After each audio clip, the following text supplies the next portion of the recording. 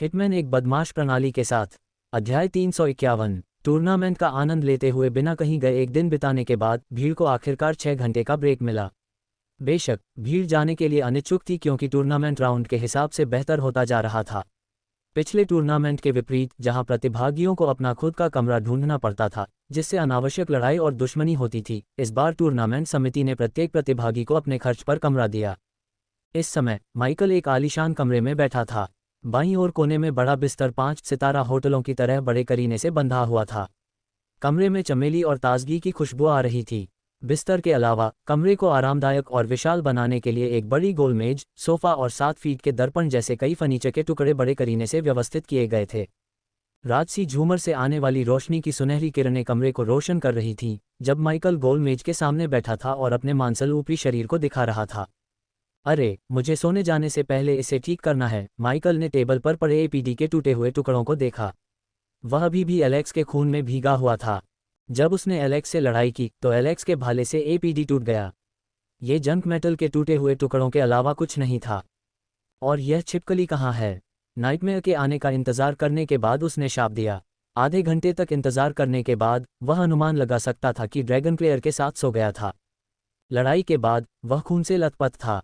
उसे अब किसी भी चीज़ से ज़्यादा नहाना पसंद था, लेकिन दुर्भाग्य से कमरे में कोई शॉवर नहीं था क्योंकि कल्टीवेटर अपने शरीर को साफ करने के लिए आर्क एनर्जी का इस्तेमाल करते थे। हालांकि आर्क एनर्जी का इस्तेमाल करना कुशल और थकाऊ नहीं था, माइकल शॉवर लेता था। शॉवर के नीचे खड़े होने पर उसका दिमाग हमेशा शांत रहता था, जिससे पानी की बूंदें खून और उसके तनाव को दूर कर देती थीं। उस समय वह ज़्यादा से ज़्यादा अपने शरीर से खून पहुँच सकता था और खुद को साफ करने के लिए आर्क एनर्जी का इस्तेमाल कर सकता था। अरे, मेरे पास कोई उपचार औषधि नहीं बची है, माइकल ने अपने सिस्टम स्टोरेज को देखते हुए शाप दिया।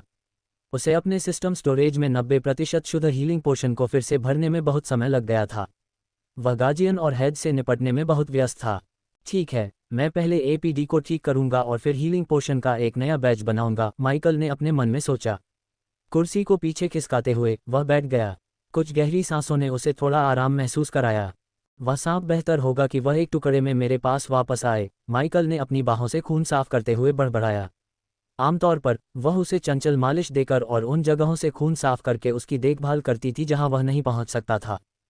दस्तक, दस्तक, दस्तक। गया के ठिकाने के बारे में उसके विचारों की श्रृंखला दरवाजे पर 3 हल्की दस्तकों से बाधित हुई। उसने सिस्टम को पर्यावरण मानचित्र दिखाने के लिए कहा क्योंकि उसने दरवाजे के बाहर 3 आकृतियों को प्रतीक्षा करते देखा। उसने अपनी एक्स-रे आंखों को 2 महिला आकृतियों और एक पुरुष आकृति को देखने के लिए सक्रिय किया। महिलाओं में से एक कोर स्ट्रेंथनिंग स्टेज लेवल 6 पर थी, जिससे माइकल के माथे पर एक शिकन बन गई। कौन है वहाँ? माइकल ने मेज पर तलवारों को अपने करीब खींचते हुए पूछा। ये है। बाहर खड़े आदमी ने अपना मुंह खोला, अपना विचार बदला, फिर अपना मुंह बंद कर लिया। भूत, ये डायना है, डायना विंस्टन। जब माइकल ने जानी पहचानी आवाज़ सुनी तो वह हैरान रह गया। हालांकि एंड्रूज की स्थिति के बारे में कुछ सोचने के बाद उसने बस आह भरी। देख, घोस्ट कहना चाहता था, मुझे 1 मिनट दो ताकि वह अपने शरीर को ढकने के लिए एक लबादा पहन सके, लेकिन उस आदमी ने जल्दी से दरवाज़ा खोला। ऐसा लग रहा था जैसे वह अंदर घुस आया हो। माइकल अगर डायना को नहीं जानता होता तो वह उस आदमी के अंदर बिजली का बोल्ट भेज देता। जिस आदमी ने अचानक दरवाज़ा खोला वह एक तेज तर्रार आदमी था जो अपने मध्य 30 या देर से 30 के दशक में लग रहा था। उसने एक बरसाती बादल ग्रेवी गर्दन वाली शर्ट पहनी हुई थी जो उसकी स्पष्ट रूप से छेनी हुई छाती को ढक रही थी। वी गर्दन के ऊपर उसने एक लंबा सफ़ेद फर कोट पहना हुआ था जो आरामदायक लग रहा था। सफ़ेद कोट के विपरीत उसकी काली पैंट अभी भी उसे आश्चर्यजनक रूप देने के लिए एक असामान्य गठबंधन बना रही थी। माइकल की तरह ही उस आदमी ने भी दाढ़ी रखी थी। उसके कंधे तक के काले बाल बहुत साफ सुथरे नहीं थे और न ही बहुत गंदे थे। उसकी चमकदार नीली आंखें माइकल को घूर रही थीं जबकि उसके चेहरे की मांसपेशियां एक सौम्य मुस्कान बनाने के लिए हिल रही थीं। ऐसा लग रहा था कि उस आदमी को एक बेहतरीन जबड़े और एक सुंदर चेहरे के साथ पैदा होने के लिए सभी अच्छे जीन विरासत में मिले थे। ये स्पष्ट था कि वह आदमी डायना का पति लॉर्ड एथन विंस्टन था। हालांकि डायना के बारे में कुछ अलग था। माइकल इस बात पर अपनी उंगली नहीं रख सका, लेकिन वह जानता था कि उसके बारे में कुछ अलग है। कोर फॉर्मेशन स्टेज से कोर स्ट्रेंथनिंग स्टेज लेवल 7 तक इतने कम समय में चौंकाने वाली छलांग के अलावा हर किसी के अपने रहस्य थे, इसलिए माइकल ने उसकी ऐसी स्वर्ग विरोधी साधना गति के रहस्य पर ध्यान न देने का फैसला किया। डायना के बगल में डायना की बड़ी बहन एमेल्डा खड़ी थी। किसी कारण से वह माइकल से सीधे नज़रें मिलाने से बच रही थी। लॉर्ड एथन, मुझे लगता है। माइकल ने हाथ मिलाने के लिए हाथ बढ़ाया, लेकिन एथन अभी भी अवाक दिख रहा था। एथन, डायना एथन के कंधे पर हाथ रखने से पहले आगे बढ़ी। हाँ, उसके स्पर्श ने एथन को जल्दी से उसकी स्तब्धता से वापस ला दिया। भूत, एथन ने उसका हाथ हिलाया, लेकिन माइकल को आश्चर्य हुआ, उसने अचानक उसे गले लगा लिया। हाँ, क्या हो रहा है? एथन द्वारा दबाए जाने पर माइकल ने बुदबुदाया। एथन, उसे जाने दो, एमेल्डा चीखी। बस वह तुम्हारा शुक्रिया अदा करना चाहता है, तुमने हमारे लिए जो कुछ भी किया है। वह बस थोड़ा भावुक महसूस कर रहा है। डायना ने भूत के लिए स्थिति को कम अजीब बनाने की कोशिश की। वह नहीं चाहती थी कि भूत को उन पर शक हो। तुम्हारे कोट पर खून लग रहा है, लॉर्ड एथन, घोस्ट ने कहा, क्योंकि एथन को आखिरकार एहसास हुआ कि उसने आवेग में क्या किया था और उसने माइकल को जाने दिया। कृपया बैठ जाओ, माइकल ने एथन और महिलाओं को उनके बगल में सोफे की ओर इशारा किया। फिर उसने जल्दी से अपने शरीर से खून पोंछने के लिए एक तौलिया लिया। सोफे पर बैठने के बाद माइकल ने लकड़ी की कुर्सी खींची और कुर्सी पर पीछे की ओर बैठ गया।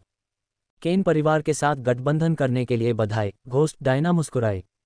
हाँ, एलेक्स के साथ जो हुआ उसके बाद आपके पीछे केन परिवार जैसा सहयोगी होना अच्छा होगा, एथन ने डायना के बाद सिर हिलाया। माइकल द्वारा एलेक्स को मारने के बाद सभी ने सोचा कि घोस्ट का अंत हो गया है, क्योंकि एलेक्स फिशर परिवार का अगला वारिस था।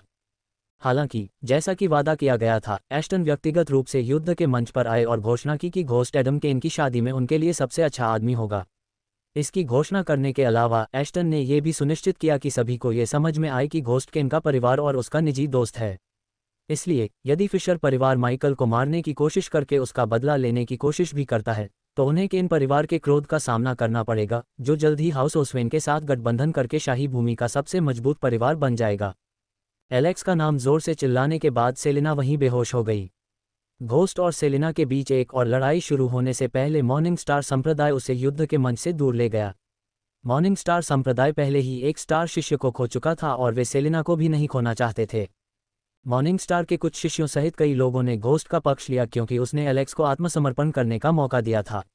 इसके अलावा हर कोई जानता था कि एलेक्स उसे मारने वाला था और घोस्ट को आत्मसमर्पण करने का मौका कभी नहीं दिया। लड़ाई की देखरेख करने वाले समन्वयकों को गोली खानी पड़ी, क्योंकि समिति उन्हें घोस्ट द्वारा एलेक्स को मारने से पहले लड़ाई नहीं रोकने के लिए दोषी ठहराएगी। अच्छा, एलेक्स ने मुझे कोई विकल्प नहीं दिया, है न? माइकल अभी भी उनसे बात करते हुए अपनी बाहों से खून साफ कर रहा था। उसे इस बात का बिल्कुल भी अंदाजा नहीं था कि वह अपने पिता, माँ और चाची से बात कर रहा था। वे उसके परिवार के सदस्य थे। डायना और एथन उसे कसकर गले लगाना चाहते थे और कहना चाहते थे कि वह उनका बेटा है, लेकिन वे ऐसा कैसे कर सकते थे?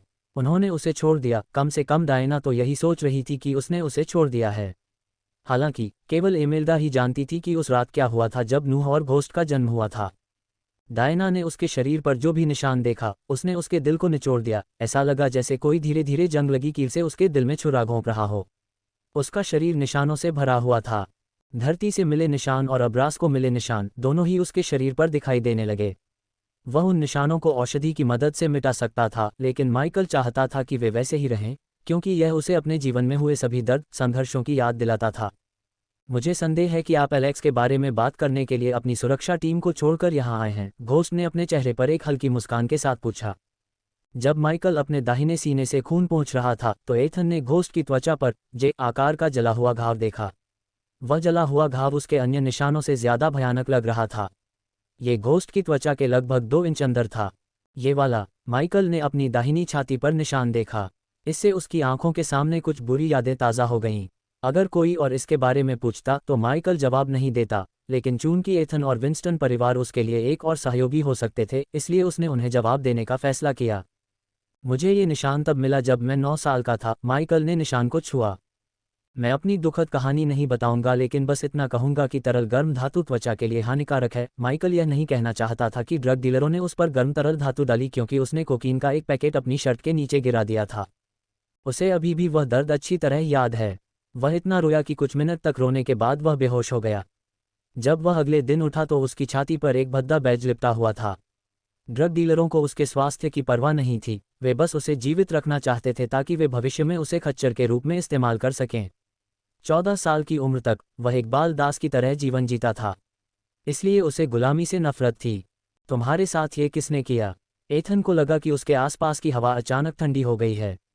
अगर माइकल अपनी हत्या के इरादे को छिपाने में अच्छा था, तो डायना इसमें माहिर थी। केवल इसलिए क्योंकि एथन उसे इतनी अच्छी तरह से जानता था कि वह हत्या के इरादे को भांप सकता था। माइकल को ऐसा लगा जैसे वह पूछ रही थी इस सवाल के पीछे कोई इरादा नहीं था। वे सभी मर चुके हैं, उसने कहा। कब एमेल्डा ने अपना मुंह खोला, अपना मन बदला और अपना मुंह बंद कर लिया।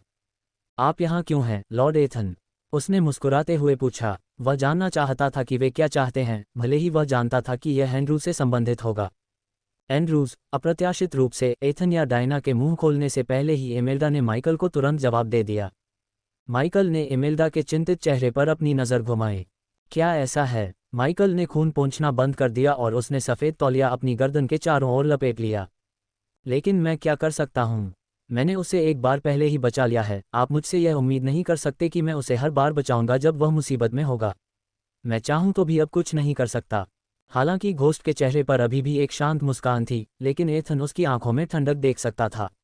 अगर एंड्रूज चैंपियनशिप जीतने के उसके रास्ते में आ गया तो इसमें कोई शक नहीं था कि घोस्ट एक पल में एंड्रूज के साथ सबसे बुरा करेगा। लेकिन मुझे माफ़ करें लेडी एमेल्डा, अगर आप वाकई एंड्रूज की मदद करना चाहती हैं तो उससे बात करें।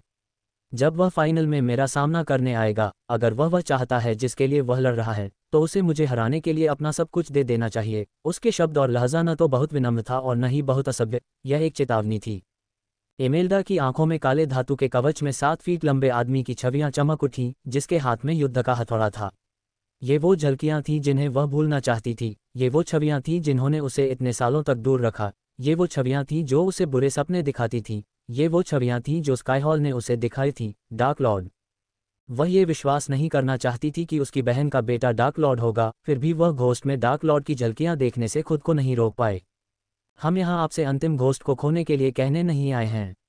हम बस यह नहीं चाहते कि एंड्रूज को कुछ हो जाए। डायना ने एमेल्डा के कंधे पर हाथ रखा, बिना कुछ कहे उसे शांत रहने के लिए कहा। क्या हम ईमानदारी से बात कर सकते हैं lady Diana, lord Ethan, lady Imelda? यही हम चाहते हैं, एथन ने तुरंत कहा। भले ही वह घोस्ट का पिता न बन सके, लेकिन वह कम से कम उसका एक अच्छा दोस्त तो बनना चाहता था। नाइट एंड्रूज ने जो मारा, उसका क्या? उसके परिवार का क्या? इस दुनिया में कुछ भी सही या गलत नहीं है। हर कोई अपनी कहानी में हीरो है जो अपनी इच्छा पूरी करने के लिए ज़रूरी काम करता है, ठीक वैसे ही जैसे एंड्रूज ने किया था। उन तीनों के पास फटकार लगाने के लिए कोई शब्द नहीं थे। आखिरकार एंड्रूज ने नाइट को मार डाला था। अगर एंड्रूज जो चाहता है उसे पाना चाहता है तो उसके पास सिर्फ एक ही रास्ता है। माइकल ने विराम लिया। वह क्या है? कुछ पलों की अजीब चुप्पी के बाद एमेल्डा ने पूछा। बस मुझे मारना है। माइकल ने कंधे उचका दिए जबकि तीनों उसके शब्दों को सुनकर दंग रह गए। क्योंकि वह मुझे तोड़ नहीं सकता या मुझे आत्मसमर्पण करने पर मजबूर नहीं कर सकता। डायना को एथन और एमेल्डा से बहुत पहले ही पता था कि उसका बेटा क्या करने में सक्षम है। हालांकि जब से उन दोनों ने देखा कि उसने एलेक्स के साथ क्या किया और उसने कितनी आसानी से एलेक्स को मार डाला, उन्हें पता था कि एंड्रूज के लिए घोस्ट को हराने का कोई मौका नहीं है। आखिरी दौर तक कोई भी उसकी असली शक्ति का अनुमान नहीं लगा सकता था। उसके साधना स्तर को छोड़कर कोई नहीं जानता था कि वह क्या करने में सक्षम है। यहाँ तक कि माइकल को भी नहीं पता था कि अपने सभी मंत्रों को अपग्रेड करने के बाद भी वह अभी कितना शक्तिशाली है। वह कोर फॉर्मेशन स्टेज योद्धा के सभी हमलों से प्रतिरक्षित होने के लिए 300,000 बैडेस पॉइंट खर्च किए थे। सिस्टम के अनुसार वह बिना हारे लेवल 3 कोर स्ट्रेंथनिंग स्टेज योद्धा से भी लड़ सकता था। आप उसके साथ क्या करेंगे? एमेल्डा ने 2-4 लंबी सांसें लेने के बाद पूछा। प्रतिद्वंद्वी को मारे बिना राउंड जीतने के कई तरीके हैं, लेडी एमेल्डा। माइकल मुस्कुराया जिससे एमेल्डा की रीढ़ में ठंडक दौड़ गई। उसका जवाब सुनने के बाद उसे बेहतर महसूस होना चाहिए था, लेकिन कुछ ऐसा हुआ जिससे वह एंड्रूज के बारे में ज़्यादा चिंतित हो गई। मास्टर घो अचानक रिकी कमरे में दाखिल हुआ और उन तीनों को देखकर चौंक गया। माफ़ करना मास्टर घोस्ट, मुझे नहीं पता था कि आप मेहमानों के साथ हैं। रिकी ने एथन, डायना और एमेल्डा की ओर थोड़ा झुककर कहा। ठीक है, क्या बात है? घोस्ट खुश था कि रिकी ने उनकी बातचीत में बाधा डाली। ये स्पष्ट था कि एंड्रूज के प्रति उनका प्यार अंततः उन्हें कुछ ऐसा मांगने के लिए प्रेरित करेगा जो वह उन्हें नहीं दे सकता था। हालांकि एथन और डायना आम लॉर्ड और लेडी की तरह नहीं लग रहे थे, फिर भी माइकल उन्हें नाराज करने का जोखिम नहीं उठाना चाहता था, खासकर नूह के रहस्य को जानने के बाद। यहाँ कोई है जो तुमसे मिलने आया है, ऐसा लगता है कि वह तुमसे मिलने तक नहीं जाएगी। एथन ने एक अजीब सी मुस्कान दी। वह अपने बेटे के वन नाइट स्टैंड के बारे में सोच रहा था। उसके जैसे लड़कों के लिए समय समय पर सुंदरियों की संगति का आनंद लेना काफ़ी सामान्य बात थी। हालांकि डायना ने भौहें सिकुड़ी। घोस्ट के चेहरे को देखकर ही वह बता सकती थी कि वह हैरान था। इसके अलावा डायना ने सुना वह और एलिया कितने गहरे प्यार में हैं। ऐसा लगता है कि हमें विदा लेनी चाहिए। एमेल्डा जल्दी से खड़ी हो गई। वह घोस्ट से बहुत घबरा गई थी क्योंकि वह जितनी जल्दी हो सके उसकी नज़रों से दूर जाना चाहती थी।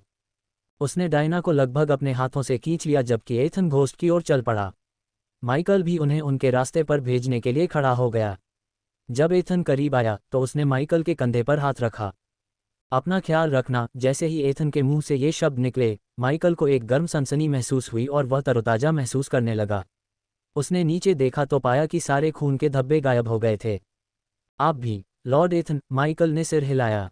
अगर माइकल को पता होता कि उसके सामने वाला आदमी उसका पिता है तो वह अलग तरह से प्रतिक्रिया करता। ठीक इस पल एथन घोस्ट की नज़र में एक परवाह करने वाला आदमी था। तीनों के माइकल के कमरे से चले जाने के बाद उसने एक काली पूरी आस्तीन वाली वी-नेक टी शर्ट पहनी और आस्तीन को अपनी कोहनी तक ऊपर कर लिया। वह आईने में अपना चेहरा देखते हुए अपने मन में आने वाली किसी भी ध्वनि को सीटी की तरह निकाल रहा था। अचानक उसकी भौहें सिकुड़ने के साथ ही उसकी सीटी बंद हो गई। उसने महसूस किया कि एक शक्तिशाली इकाई उसके पास आ रही है। उसने सिस्टम को पर्यावरण स्कैनिंग मानचित्र दिखाने के लिए कहा ताकि एक अत्यधिक शक्तिशाली इकाई धीरे धीरे उसकी ओर आती दिखाई दे। जब भी कुछ गलत हो, टेलीपोर्टेशन स्क्रॉल सिस्टम खरीदें और सक्रिय करें। जैसा आप चाहें, सिस्टम ने उसके टेलीपैथिक आदेश का जवाब दिया। उसने दरवाज़ा देखने के लिए पीछे मुड़कर नहीं देखा, लेकिन किसी भी स्थिति के लिए तलवारें अपने हाथों में ले लीं। कुछ ही क्षणों में, जो उसे पसंद नहीं था, गहरे भूरे रंग के वस्त्र पहने एक आकृति कमरे में दाखिल हुई। आकृति सिर से पैर तक ढकी हुई थी क्योंकि ऐसा कोई स्थान नहीं था जहां आकृति की त्वचा दिखाई दे। हुड और लबादे द्वारा प्रदान किए गए अंधेरे ने चेहरे को पूरी तरह से छिपा दिया, लेकिन लंबे समय तक नहीं क्योंकि आकृति ने धीरे धीरे अपने सिर को ढकने वाले हुड को हटा दिया। लैला एल्डेन, माइकल ने आईने में उसे घूरते हुए सुंदर चेहरे को देखा। जब से वह इस दुनिया में आया था उसने अनगिनत सुंदरियों को देखा था, फिर भी लैला ही एकमात्र ऐसी थी जो सुंदरता के मामले में गया को चुनौती दे सकती थी। इस महिला में वह नारीत्व था जो गया में नहीं था। दिव्य क्रोध। पलक झपकते ही लैला ने अपना हाथ उठाया और माइकल पर सुनहरी ऊर्जा का एक शक्तिशाली विस्फोट भेजा। बिजली का वार। माइकल की त्वरित प्रतिक्रियाओं के बावजूद सुनहरी ऊर्जा का विस्फोट उसे लगा, फिर भी उसे कुछ भी महसूस नहीं हुआ। लैला के ठंडे चेहरे पर जल्द ही एक ऐसा भाव आ गया जो पूरी तरह सदमे में था। ऊर्जा के विस्फोट के दर्पण से टकराने पर माइकल के पीछे का दर्पण लाखों प्रकाश के धब्बों में बदल गया। इतने समय के बाद उसे उम्मीद थी कि वह उसे चोट पहुंचा सकती है, जैसा कि जब वह विश्वासघाती महासागर के अंदर थी। लेकिन वह गलत साबित हुई। वह अभी भी उसके हमलों से प्रतिरक्षित लग रहा था। अपनी कड़वी समझ के बावजूद वह एक और जादू करना चाहती थी। फिर भी जब उसने अपने होंठ हिलाए तो उसने अपने गले पर ठंडी धातु महसूस की क्योंकि उसने देखा कि भूत उससे केवल कुछ इंच की दूरी पर खड़ा था। वह अपने चेहरे पर उसकी गर्म सांस महसूस कर सकती थी। अगर तुम चाहती हो कि मैं एंड्रूज को टुकड़ों में काट दूं तो ऐसा फिर से करो। अच्छाई बनाम बुराई। तलवार को उसके निर्दोष गले पर रखने के कुछ क्षण बाद माइकल ने तलवारों को बिस्तर पर फेंक दिया। चाहे वह कितनी भी शक्तिशाली क्यों न हो, वह उसे चोट नहीं पहुंचा पाएगी, वह ये जानता था। इसलिए उसे उससे कोई खतरा महसूस नहीं हुआ, जरा भी नहीं। यह एक अच्छा दर्पण था। अफसोस की बात है, माइकल ने टूटे हुए दर्पण के टुकड़ों को लात मारकर दूर फेंक दिया और फिर जमीन पर पैर पटक दिया। उसके पैर पटकने के बल से जमीन पर पड़ी कुर्सी सीधी खड़ी हो गई और वह क्लेयर को देखता हुआ बैठा रहा। फिर उसने अपने पैर सामने की मेज पर रख दिए। तुम्हें कैसे पता चला? लैला ने उससे ठंडी आवाज में पूछा। एक बॉडी स्ट्रेंथनिंग स्टेज कल्टीवेटर अचानक कोर फॉर्मेशन लेवल 2 बन गया और तुम मेरे दरवाजे पर आ गए। मैंने बिंदुओं को जोड़ा और अनुमान लगाया। ऐसा लगता है कि मैं सही था। माइकल अपने हाथों से अपने सिर को सहारा देते हुए कुर्सी पर पीछे झुक गया। तुम यहाँ क्यों हो लैला? तुम्हें पता है कि तुम मुझे चोट नहीं पहुंचा सकती। हाँ, लैला आगे बढ़ी। सीधे उसकी आंखों में देखते हुए उसने दरवाज़ा बंद होते ही अपनी उंगलियां चटकाईं। मुझे नहीं पता कि मैं तुम्हें चोट क्यों नहीं पहुंचा सकती, लेकिन इसका मतलब यह नहीं है कि मैं तुम्हें बिल्कुल भी चोट नहीं पहुंचा सकती। पहली बार माइकल ने उसकी मुस्कान देखी। फिर भी यह ऐसी मुस्कान नहीं थी जो गर्मजोशी बिखेरती हो। इसके विपरीत ये ठंडी थी। तुम्हें वाकई इस बात की परवाह है कि उसका नाम क्या है, छोटी सी सिंडी? मैं उससे शुरू करके तुम्हारी प्यारी गर्लफ्रेंड को नहीं मार सकती। वह अपनी पीठ के पीछे हाथ रखे खिड़की की ओर चली गई। मैं शायद थक जाऊंगी और तुम्हारे पूरे संप्रदाय को खत्म कर दूंगी। उनकी मौत जल्दी और दर्द रहित होगी। आखिरकार वे तुम्हारी तरह दर्दनाक मौत के लायक नहीं हैं। तब तुम्हें शायद महसूस हो कि मेरी पवित्रता छीन लेने के बाद मुझे कैसा महसूस हो रहा है। वह घोस्ट के हाव भाव देखने के लिए पीछे मुड़ी। उसे उम्मीद थी कि वह क्रोधित हो जाएगा, लेकिन उसने सिर्फ एक शांत मुस्कान देखी। जाहिर है कि अगर तुम वो सब करना चाहते हो जो तुमने कहा है तो मैं तुम्हें रोक नहीं सकता। हालांकि मैं जो कर सकता हूं वो है धैर्य रखना। अगर मैं अपना मन लगाऊं तो मैं सालों, दशकों, यहाँ तक कि सदियों तक धैर्य रख सकता हूँ। बोलते समय उसने एक तलवार ली और दूसरी तलवार से उसे रगड़ा। वह कसाई की तरह अपनी छुरी तेज करता हुआ लग रहा था। मैं तुम्हारे मेरे बारे में भूल जाने और खुश हो जाने का इंतजार करूंगा। फिर जब तुम हंस रहे हो और सच में खुश हो रहे हो तो मैं तुम्हारे पास आऊंगा। मैं सबसे पहले तुम्हारे प्यारे शिष्यों से शुरू करूंगा, फिर तुम्हारे द्वीप पर रहने वाले सभी लोगों से, फिर तुम्हारे चाहने वाले सभी लोगों से, फिर तुम्हारे चाहने वाले सभी लोगों से, और सबसे ऊपर तुम्हारे जानने वाले सभी लोगों से। और उनकी सभी मौतें लंबी और दर्दनाक होंगी। लैला का दिल कांप उठा। वह महसूस कर सकती थी कि उसने जो भी कहा उसका मतलब था। आखिरकार जब तुम निराशा महसूस करोगे, जब तुम्हारा दिल उन सभी मौतों को देखकर सुन्न हो जाएगा, जब तुम मौत के अलावा कुछ नहीं चाहोगे, मैं तुम्हें मार दूंगा। और जब लोगों को मारने की बात आती है तो मैं वास्तव में रचनात्मक हो सकता हूँ। अपनी बात खत्म करने के बाद उसने जो मुस्कुराहट छोड़ी उससे उसकी रीढ़ में सिहरन दौड़ गई। उसने पहले कभी किसी व्यक्ति में ऐसी दुष्टता महसूस नहीं की थी। ऐसा लग रहा था जैसे शैतान राजा खुद उसके सामने बैठा हो। तुम इंसान नहीं हो, तुम एक शैतान बच्चे हो। हा हा हा हा, शैतान बच्चे। माइकल ने शैतानी हंसी की एक जोरदार बौछार की जो पूरे कमरे में गूंज उठी। हनी, कभी कभी शैतान खुद अपने सिंहासन पर वापस बैठता है और मेरे काम की प्रशंसा करता है। मैं उसकी कमबख्त प्रतिस्पर्धा हूँ। लैला ने अपना मुंह खोला, अपना मन बदला और चुपचाप खड़ी रही। कुछ क्षणों के लिए वह एक शब्द भी नहीं बोल पाए। मैं तुम्हारी तरह दुष्ट नहीं हो सकता, लेकिन तुम्हें ऐसा क्यों लगा कि मुझे एंड्रूज की परवाह है? लैला ने पूछा। उसका ठंडा लहजा बिल्कुल नहीं बदला। क्योंकि तुम अच्छे लोगों की श्रेणी में आते हो। अगर तुम अच्छे नहीं होते तो तुम रॉयल लैंड में रहस्यमयी डॉक्टर की भूमिका नहीं निभा रहे होते, बीमार और कमज़ोर लोगों की देखभाल नहीं कर रहे होते। उसके चेहरे पर मुस्कुराहट देखकर लैला को लगा कि उसके अंदर गुस्सा उबल रहा है। वह उसे चोट पहुंचाने के अलावा और कुछ नहीं चाहती थी। फिर भी वह जानती थी कि वह सही था। वह उसके जितनी बुरी नहीं थी। अपने पूरे जीवन में उसने लोगों की मदद की, कभी उन्हें चोट नहीं पहुंचाई। जब एंड्रू युद्ध के मंच पर कदम रखेगा तो मैं उसे तोड़ दूंगा। फाइनल दिलचस्प नहीं होने वाला है, यह एक तरफा मारपीट होने वाला है। हंफ, उसने हंसते हुए कहा। वह तुम्हें हरा देगा क्योंकि वह प्यार के लिए लड़ रहा है। सच्चा प्यार किसी भी चीज पर जीत हासिल कर सकता है। हा हा हा हा, उसे फिर से हंसता देख उसने अपनी मुट्ठी इतनी जोर से भींच ली कि उसके नाखून उसकी कोमल त्वचा में धंसने लगे। सच्चा प्यार किसी भी चीज पर विजय प्राप्त कर सकता है। हा हा हा हा, क्या तुम पागल हो? हनी, प्यार का मतलब शक्ति के सामने बकवास है। मैं तुम्हें फाइनल में ये दिखाऊंगा। तुम शैतान हो, क्या तुम्हारे पास कोई भावना नहीं है? जब तुमने मेरी पवित्रता छीनी थी तब तुमने कभी कोई भावना नहीं दिखाई थी। जब मैंने तुमसे कहा था कि मैं उन लोगों को मार डालूंगा जो तुम्हारी परवाह करते हैं, तब भी तुमने एक आंख भी नहीं हिलाई। क्या तुम्हें इस दुनिया में अपने अलावा किसी और की परवाह है? उसके शब्द ठंडे और ठंडे होते गए। कुछ पलों के लिए माइकल चुप रहा, जबकि वह बोलती रही। तुम ऐसे पेश आते हो जैसे कि तुम उन लोगों की परवाह करते हो, लेकिन तुम उनकी परवाह नहीं करते। तुम अपने अंदर के अंधेरे को छिपाने के लिए एक मुखौटा लगा रहे हो। तुम चाहते हो कि हर कोई यह विश्वास करे कि तुम एक इंसान हो, जबकि तुम इंसान नहीं हो। तुम यहाँ मेरे बारे में रिपोर्ट बनाने आए हो। माइकल ने अपना सिर झुकाया। मैं तुम्हें रोकने जा रहा हूँ। जब तक मैं यहाँ नहीं आया मैं सिर्फ एक एहसान चुका रहा था। लेकिन अब मैं एंड्रूज को चैंपियनशिप जीतने में मदद करने के लिए अपनी पूरी ताकत लगाने जा रहा हूँ। मैं ये चैंपियनशिप तुमसे छीन लूंगा। उसने जमीन पर पैर पटकते हुए कहा। जब दर्पण के टुकड़े माइकल के पास से गुजरे तो उसने उसे चेतावनी दी। इस समय वह उसके चेहरे से उस मुस्कुराहट को मिटाने के लिए कुछ भी कर सकती थी। इस बातचीत के बाद वह लगभग अपने फैसलों से पीछे हट गई, जो हमेशा के लिए उसकी जिंदगी बदल देंगे। बेचारा आदमी आखिर में संपार्श्विक बन जाएगा। माइकल को एंड्रूज पर वाकई दया आ गई। उसके और लैला के बीच के खेल में एंड्रूज ही आहत होने वाला था। जहां तक माइकल का सवाल है, लैला चाहे जो भी करे, उसके पास सिस्टम था। कौशल और मंत्रों को उन्नत करने के बाद वह मूल रूप से कोर फॉर्मेशन योद्धाओं के बीच एक देवता था। अच्छाई और बुराई के बीच की लड़ाई में अच्छाई हमेशा जीतती है। याद रखो, उसने कहा। उसने अपनी कलाई हिलाई और प्रकाश की एक सुनहरी किरण उसके शरीर को ढंक गई। प्रकाश इतना तेज था कि माइकल ने अपनी आंखें बंद कर लीं। जब उसने कुछ सेकंड के बाद अपनी आंखें खोलीं तो वह कहीं नहीं दिखी। क्या वह बहुत सारे नाटक देख रही है या कुछ और? माइकल ने हंसते हुए कहा।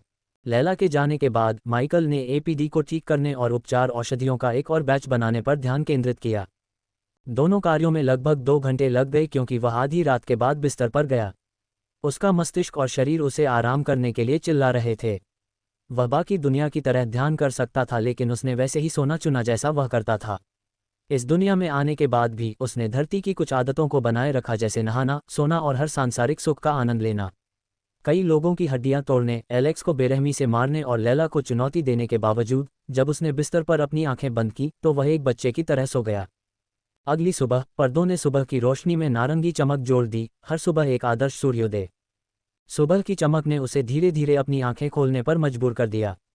नज़ारा माइकल को उस समय की याद दिलाता है जब वह समुद्र तट की झोपड़ी में सोता था, सुनहरी चमक के नीचे समुद्र को उभरता हुआ देखता था।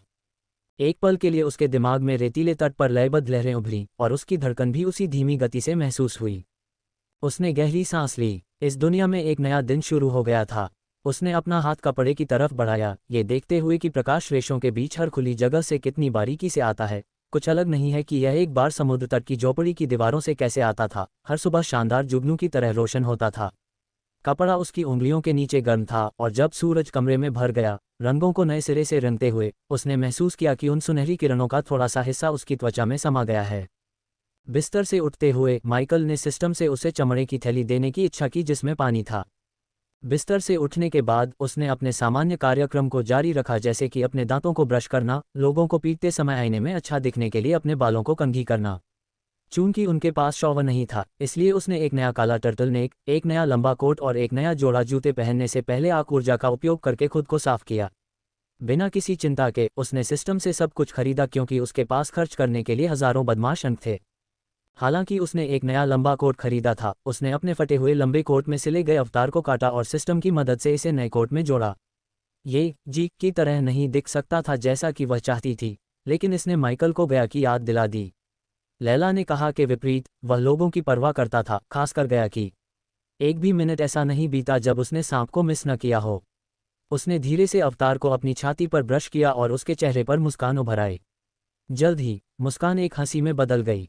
हम जल्द ही मिलेंगे युवा मास्टर, हा हा हा हा। अखाड़े में पहले दिन से ज्यादा शोर था। सबको लगा कि पहला राउंड बोरिंग होगा, लेकिन सभी गलत साबित हुए।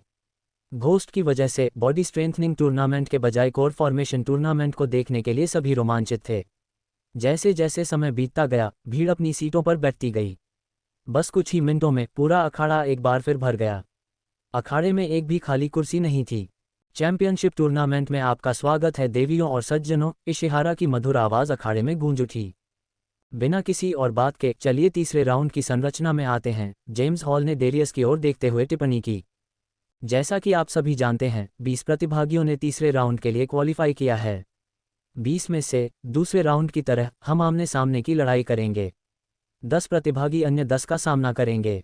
विजेता क्वार्टर फाइनल के लिए क्वालिफाई करेंगे। डेरियस ने कुछ पलों के लिए कमेंट्री करना बंद कर दिया ताकि जानकारी उनके दिमाग में बैठ जाए। अब तक राउंड दक्षिणी महाद्वीप के वातावरण का अनुकरण करने के लिए डिज़ाइन किए गए थे। आगे बढ़ते हुए प्रतिभागियों को मंत्र, गोलियां और औषधि का उपयोग करने से प्रतिबंधित नहीं किया जाएगा। एक वास्तविक लड़ाई में आपको अपने कौशल को बढ़ाने के लिए हर अवसर का उपयोग करना चाहिए। एक ही औषधि दो समान रूप से शक्तिशाली साधकों के बीच लड़ाई का परिणाम तय कर सकती है। डेरियस ने तीसरे दौर के नियमों और विनियमों की व्याख्या करना शुरू किया। सच्चे शब्द नहीं सुने जा सकते। जब एक ही साधना चरण और स्तर के दो साधक लड़ते हैं तो जीत का फैसला ये होगा कि किसके पास बेहतर मंत्र है, किसके पास बेहतर हथियार है और किसके पास बेहतर कवच है। बेहतर चीज़ें पाने के लिए आपको या तो पैसे की ज़रूरत होगी या किस्मत की। ये सभी के लिए उचित नहीं है, लेकिन जीवन उचित नहीं है। जेम्स हॉल की बातें सुनते हुए माइकल दीवार पर झुक गया। उसने जो कहा वह वास्तव में सच था, जीवन दूर नहीं है। वह जेम्स हॉल की हर बात से सहमत था, सिवाय उस हिस्से के जहां उसने ऐसा दिखाया कि पैसे या किस्मत से कोई भी चीज़ मिल सकती है। ये बिल्कुल भी सच नहीं था, क्योंकि कड़ी मेहनत के बिना पैसे और किस्मत का कोई मतलब नहीं था। जब माइकल इस दुनिया में आया था तो उसके पास कुछ भी नहीं था, अब उसके पास एक साम्राज्य बनने वाला था। बेशक सिस्टम ने एक महत्वपूर्ण भूमिका निभाई, लेकिन अगर उसे सिस्टम नहीं मिला होता तो भी वह शीर्ष पर पहुंच जाता। जब वह दुनिया का नंबर 1 हिटमैन बना तो उसके पास कौन सा सिस्टम था? हाल की घटनाओं के बाद टूर्नामेंट समिति ने युद्ध के मंच पर हीलिंग एरे लगाने का फैसला किया, डेरियस ने कहा। उनके शब्दों ने भीड़ में हलचल मचा दी। कुछ लोग हीलिंग एरे के बारे में जानते थे, जबकि अधिकांश आम लोगों ने पहले हीलिंग एरे के बारे में सुना भी नहीं था। क्या आप मेरे जैसे लोगों को समझा सकते हैं जिन्हें नहीं पता कि आप किस बारे में बात कर रहे हैं, डेरियस? इशिहारा ने हंसते हुए कहा। यह वास्तव में एक सरल क्रिया करता है। ये प्रतिभागियों को मरने से बचाएगा।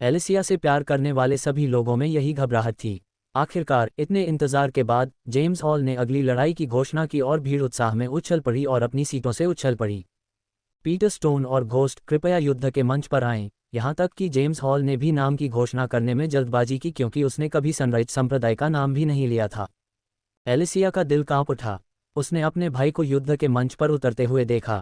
उसने आकाश में घोस्ट को ढूंढा। उसे धीरे धीरे युद्ध के मंच पर उतरते हुए देखने में कई सेकंड लग गए। उसका काला लंबा कोट हवा में लहरा रहा था क्योंकि वह अभी भी युद्ध कवच में नहीं था, बल्कि उसने अपने सामान्य काले कपड़े पहने हुए थे। जब माइकल युद्ध के मंच पर उतरा तो उसने सभी जयकारों को अनदेखा कर दिया और अपनी निगाहें पीटर पर केंद्रित कर लीं। हालांकि माइकल ने अपनी शक्ति से सभी को चौंका दिया, लेकिन पीटर उदासीन लग रहा था। ऐसा लग रहा था कि वह ऊब गया है। मुझे हमेशा से पता था कि एलेक्स सिर्फ भौंकता है और काटता नहीं है, पीटर बहुत गर्व से बोला। उसने एलेक्स के प्रति कभी सम्मान का एक टुकड़ा भी नहीं दिखाया। यहाँ तक कि माइकल भी एलेक्स का योद्धा के रूप में सम्मान करता था। अगर ये शब्द किसी और ने कहे होते तो भीड़ पागल हो जाती और पीटर को हूट करती। हालांकि वे सभी एलेक्स की लड़ाइयों के गवाह थे। पीटर ने पहले राउंड में सबसे ज्यादा नॉकआउट किए और दूसरे राउंड में सिर्फ 1 मिनट में लड़ाई खत्म कर दी। वह प्रतियोगिता में डार्क हॉर्स था। तुम्हारे विपरीत एलेक्स एक सच्चा योद्धा था। उसने कभी अंधेरे में लोगों पर हमला नहीं किया और ताकत और कमजोरियों के बारे में जानकारी इकट्ठा की। पीटर की बेपरवाह नज़र पूरी तरह से बदल गई जब उसने घोस्ट के शब्द सुने। मैंने आपकी छोटी सी यात्रा के बाद अपना शोध किया। लोग आपको यंग मास्टर कहते हैं। जिस क्षण माइकल ने यह कहा, एलिसिया को अपनी रीढ़ में ठंडक महसूस हुई। एक संरक्षक के रूप में वह रहस्यमय यंग मास्टर के बारे में जानती थी।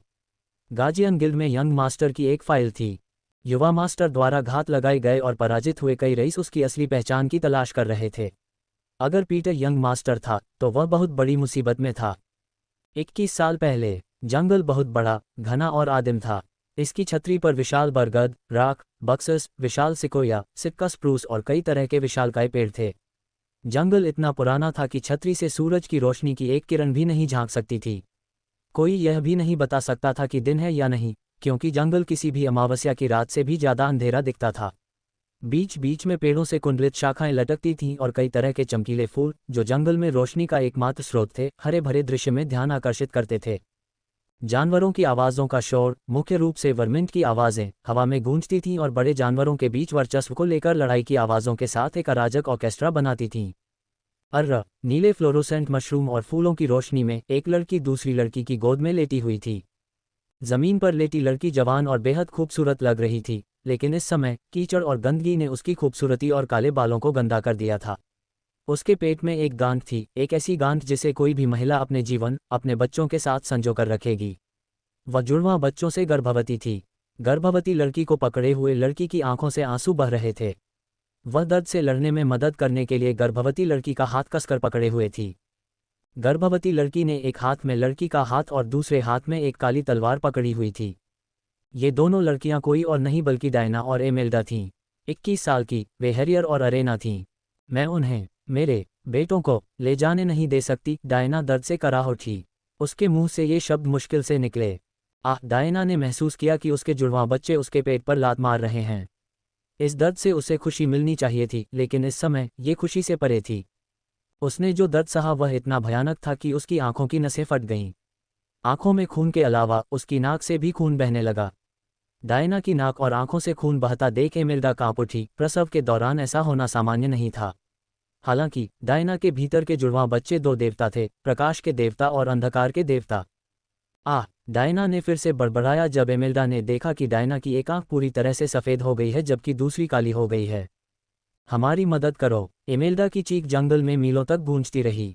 फिर भी किसी ने उसकी मदद के लिए पुकार नहीं सुनी। तुम वहां हो? अचानक जंगल में एक शांत आवाज़ गूंजी। उनके आसपास का पूरा जंगल धीरे धीरे चमकीला होता गया। धीरे धीरे सफ़ेद रोशनी में लिपटी 3 आकृतियां डायना और एमेल्डा के सामने अंधेरे छत से उतरीं। उन्होंने एक पवित्र प्रकाश बिखेरा जिससे वे देवताओं की तरह दिख रहे थे। जल्द ही सफ़ेद चमक से कई आकृतियां दिखाई दीं। ये आकृतियां इंसान थीं, लेकिन उन्होंने कोबाल्ट नीले रंग का कवच पहना हुआ था। कवच ने उन्हें सिर से पैर तक पूरी तरह से ढक रखा था। प्रत्येक कवच में चमचमाते रून और उत्कीर्ण थे। फिर भी यह कवच नहीं था जो किसी का ध्यान आकर्षित करता, यह उनकी पीठ से निकले हुए पंख थे। वे स्वर्गदूतों की तरह दिख रहे थे। स्वर्गदूतों, उसे हमारे पास लाओ। प्रकाश में लिपटी हुई आकृतियों में से एक ने स्वर्गदूतों को आदेश दिया। आवाज़ रोबोट जैसी लग रही थी, इसलिए एमिल्डा ये भी नहीं बता पाई कि यह महिला है या पुरुष। उसके लिए बड़ी समस्याएं थीं आकृतियों के लिंक का पता लगाने से ज़्यादा। देवदूत अपने पंख फड़फड़ाते हुए डायना की ओर दौड़े। जब वे डायना की ओर उड़ रहे थे तो उनके हाथों में सुनहरी तलवारें दिखाई दीं। नहीं, भयंकर दर्द के बावजूद डायना ने खुद को ज़मीन से उठाते हुए कराहते हुए कहा। वह अपने हाथ में तलवार लेकर ज़मीन पर घुटनों के बल बैठी थी। वाह! 12 देवदूतों में से एक देवदूत ने डायना पर अपनी तलवार घुमाई। हालांकि डायना जानती थी कि उनका इरादा उसे मारने का नहीं था, लेकिन वह अपने बेटों को ले जाने देने के बजाय मरना पसंद करेगी। जब सुनहरी तलवार उसके कंधे पर वार करने वाली थी तो डायना ने देवदूत के चेहरे पर मुक्का मारने से पहले सुनहरी तलवार को हटा दिया। चिपट जाओ! उनकी तलवारों की टक्कर से कान फाड़ देने वाली आवाज़ आई। अपनी कमज़ोर हालत के बावजूद डायना के मुंह में इतनी ताकत थी कि देवदूत पीछे की ओर फड़फड़ाने लगा। देवदूत ने रास्ते में मोती जैसे सफ़ेद पंखों का एक निशान छोड़ दिया। लड़खड़ाता हुआ देवदूत जल्द ही दूसरे देवदूत से टकराया और ज़मीन पर गिर गया। स्वर्गदूतों ने डायना की शक्ति को पहले भी देखा था, वह उनमें सर्वश्रेष्ठ थी, फिर भी जब उन्होंने उसे वर्तमान स्थिति में लड़ते देखा तो वे दंग रह गए। आह, हैरी! एमिल्डा चिल्लाई जब उसने देखा कि डायना ने एक हाथ से अपना पेट भींच लिया है। डायना दर्द से लगभग जमीन पर गिर पड़ी, लेकिन उसने अपनी पूरी ताकत लगाकर स्थिर खड़ी रही। मैं तुम्हें नहीं करने दूंगी। जब वह चमकती हुई रोशनी में लिपटी 3 आकृतियों को देखकर बड़बड़ा रही थी तो एक और देवदूत उस पर झपटा। तीनों आकृतियां अभी भी उसके ऊपर हवा में मडरा रही थीं और बिना उंगली उठाए एक गर्भवती लड़की के संघर्ष को देख रही थीं। हुश! एक शक्तिशाली फड़फड़ाहट के साथ देवदूत उस पर झपटा। आह! जैसे ही डायना बचना चाहती थी, उसके अंदर के जुड़वां बच्चों ने उसके पेट पर लात मारी। दर्द ने उसकी चाल को धीमा कर दिया, लेकिन उसके प्रशिक्षण और कौशल ने उसे तलवार से बचने में सक्षम बनाया, इससे पहले कि सुनहरी तलवार उसकी छाती में घुस जाए। हालांकि वह बड़े घाव से बच गई, फिर भी सुनहरी तलवार ने उसके दाहिने कंधे को काट दिया। अन्य देवदूत भी हर दिशा से डायना पर झपटे। उन्होंने चारों ओर चक्कर लगाया उसे। ओब्लिटेरिनम! डायना ने अपने दोनों हाथों में काली तलवार पकड़ी और फिर अपने नीचे जमीन पर वार किया। जादू ने ऊर्जा की एक शक्तिशाली किरण पैदा की जिसने कुछ स्वर्गदूतों को तुरंत आकाश से नीचे गिरा दिया। उसकी तलवार से उत्पन्न ऊर्जा किरण चांदी में चमक रही थी, सामान्य चांदी नहीं बल्कि शुद्ध सफ़ेद और शुद्ध काले रंग का मिश्रण। विस्फोट के बल के कारण 5 स्वर्गदूतों के लगभग सभी पंख उड़ गए, जबकि बाकी पीछे की ओर उड़ गए। आह! डायना ने महसूस किया कि उसके बेटे उसे फिर से लात मार रहे हैं। इस बार वह एक घुटने के बल जमीन पर गिर गई। हैरी! आर, भागो! डायना ने एमिल्डा को देखते हुए ये शब्द कहे। उसे नहीं पता था कि वह स्वर्गदूतों को कितनी देर तक रोक सकती है। ठीक उसी समय वह अपने बेटों को बचाने के लिए खुद को बलिदान करने के लिए तैयार थी। वह अपने गुरु के आने तक उन्हें रोकना चाहती थी। अगर कोई उन्हें बचा सकता था तो वह उसका गुरु था। अपने गर्भवती पेट को एक हाथ से जकड़ते हुए डायना ने खुद को एक बार फिर उठाया। उसके पैर दर्द से कांप रहे थे। वह मुश्किल से अपनी तलवार पकड़ पा रही थी। अगर वह गर्भवती नहीं होती और उसकी नौकरानी ने उसे जहर नहीं दिया होता तो वह स्वर्गदूतों के पंख नोच लेती और उन्हें नरक में भेज देती। इन स्वर्गदूतों ने उसके साथ प्रशिक्षण लिया, लेकिन वे डायना की तरह बिल्कुल भी शक्तिशाली नहीं थे। प्रश्नवाचक चिन्ह! हालांकि वे सभी डायना सहित कोर फॉर्मेशन चरण में थे, लेकिन उसके पास एक आत्माशोधन चरण योद्धा से सीधे लड़ने की ताकत थी। प्रश्नवाचक चिन्ह! वह एक स्वर्ग विरोधी अस्तित्व थी। सामान्य साधना मानक उस पर लागू नहीं होते थे। यही वह बात थी जिसने सबसे पहले स्काईहॉल का ध्यान उसकी ओर खींचा। उसके गुरु के अनुसार उसे किसी तरह एक प्राचीन देवता अरोरा के कुछ ऊर्जा कण विरासत में मिले थे। यहाँ तक कि उसके गुरु के पास भी कोई जवाब नहीं था कि उसके शरीर में एक प्राचीन देवता के ऊर्जा कण कैसे पहुँचे। स्काईहॉल को सबसे शक्तिशाली अस्तित्व माना जाता था, फिर भी वे भी प्राचीन देवताओं के बारे में बहुत कम जानते थे। ट्विंकल! डायना ने अपने नथुने से बहते खून को पोंछते हुए खुद को संभाला। ट्विंकल! वह एक गिरे हुए देवदूत की ओर आगे बढ़ी। चूंकि देवदूत के अधिकांश पंख गिर चुके थे, इसलिए उसे खड़े होने में कठिनाई हो रही थी।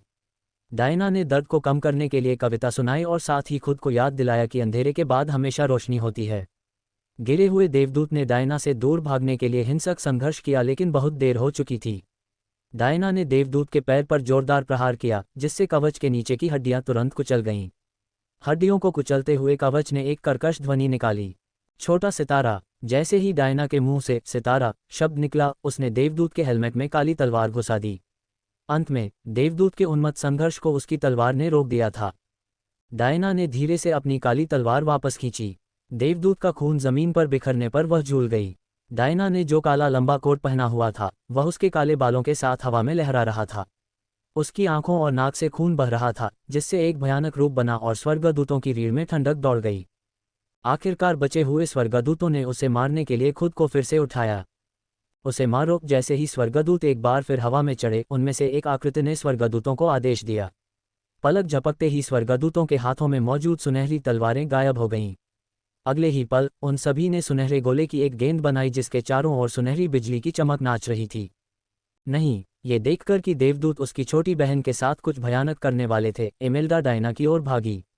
देवदूतों या तीनों आकृतियों को एमेल्डा की कोई परवाह नहीं थी। देवदूतों ने अपने हाथ अपने सिर के ऊपर उठाए।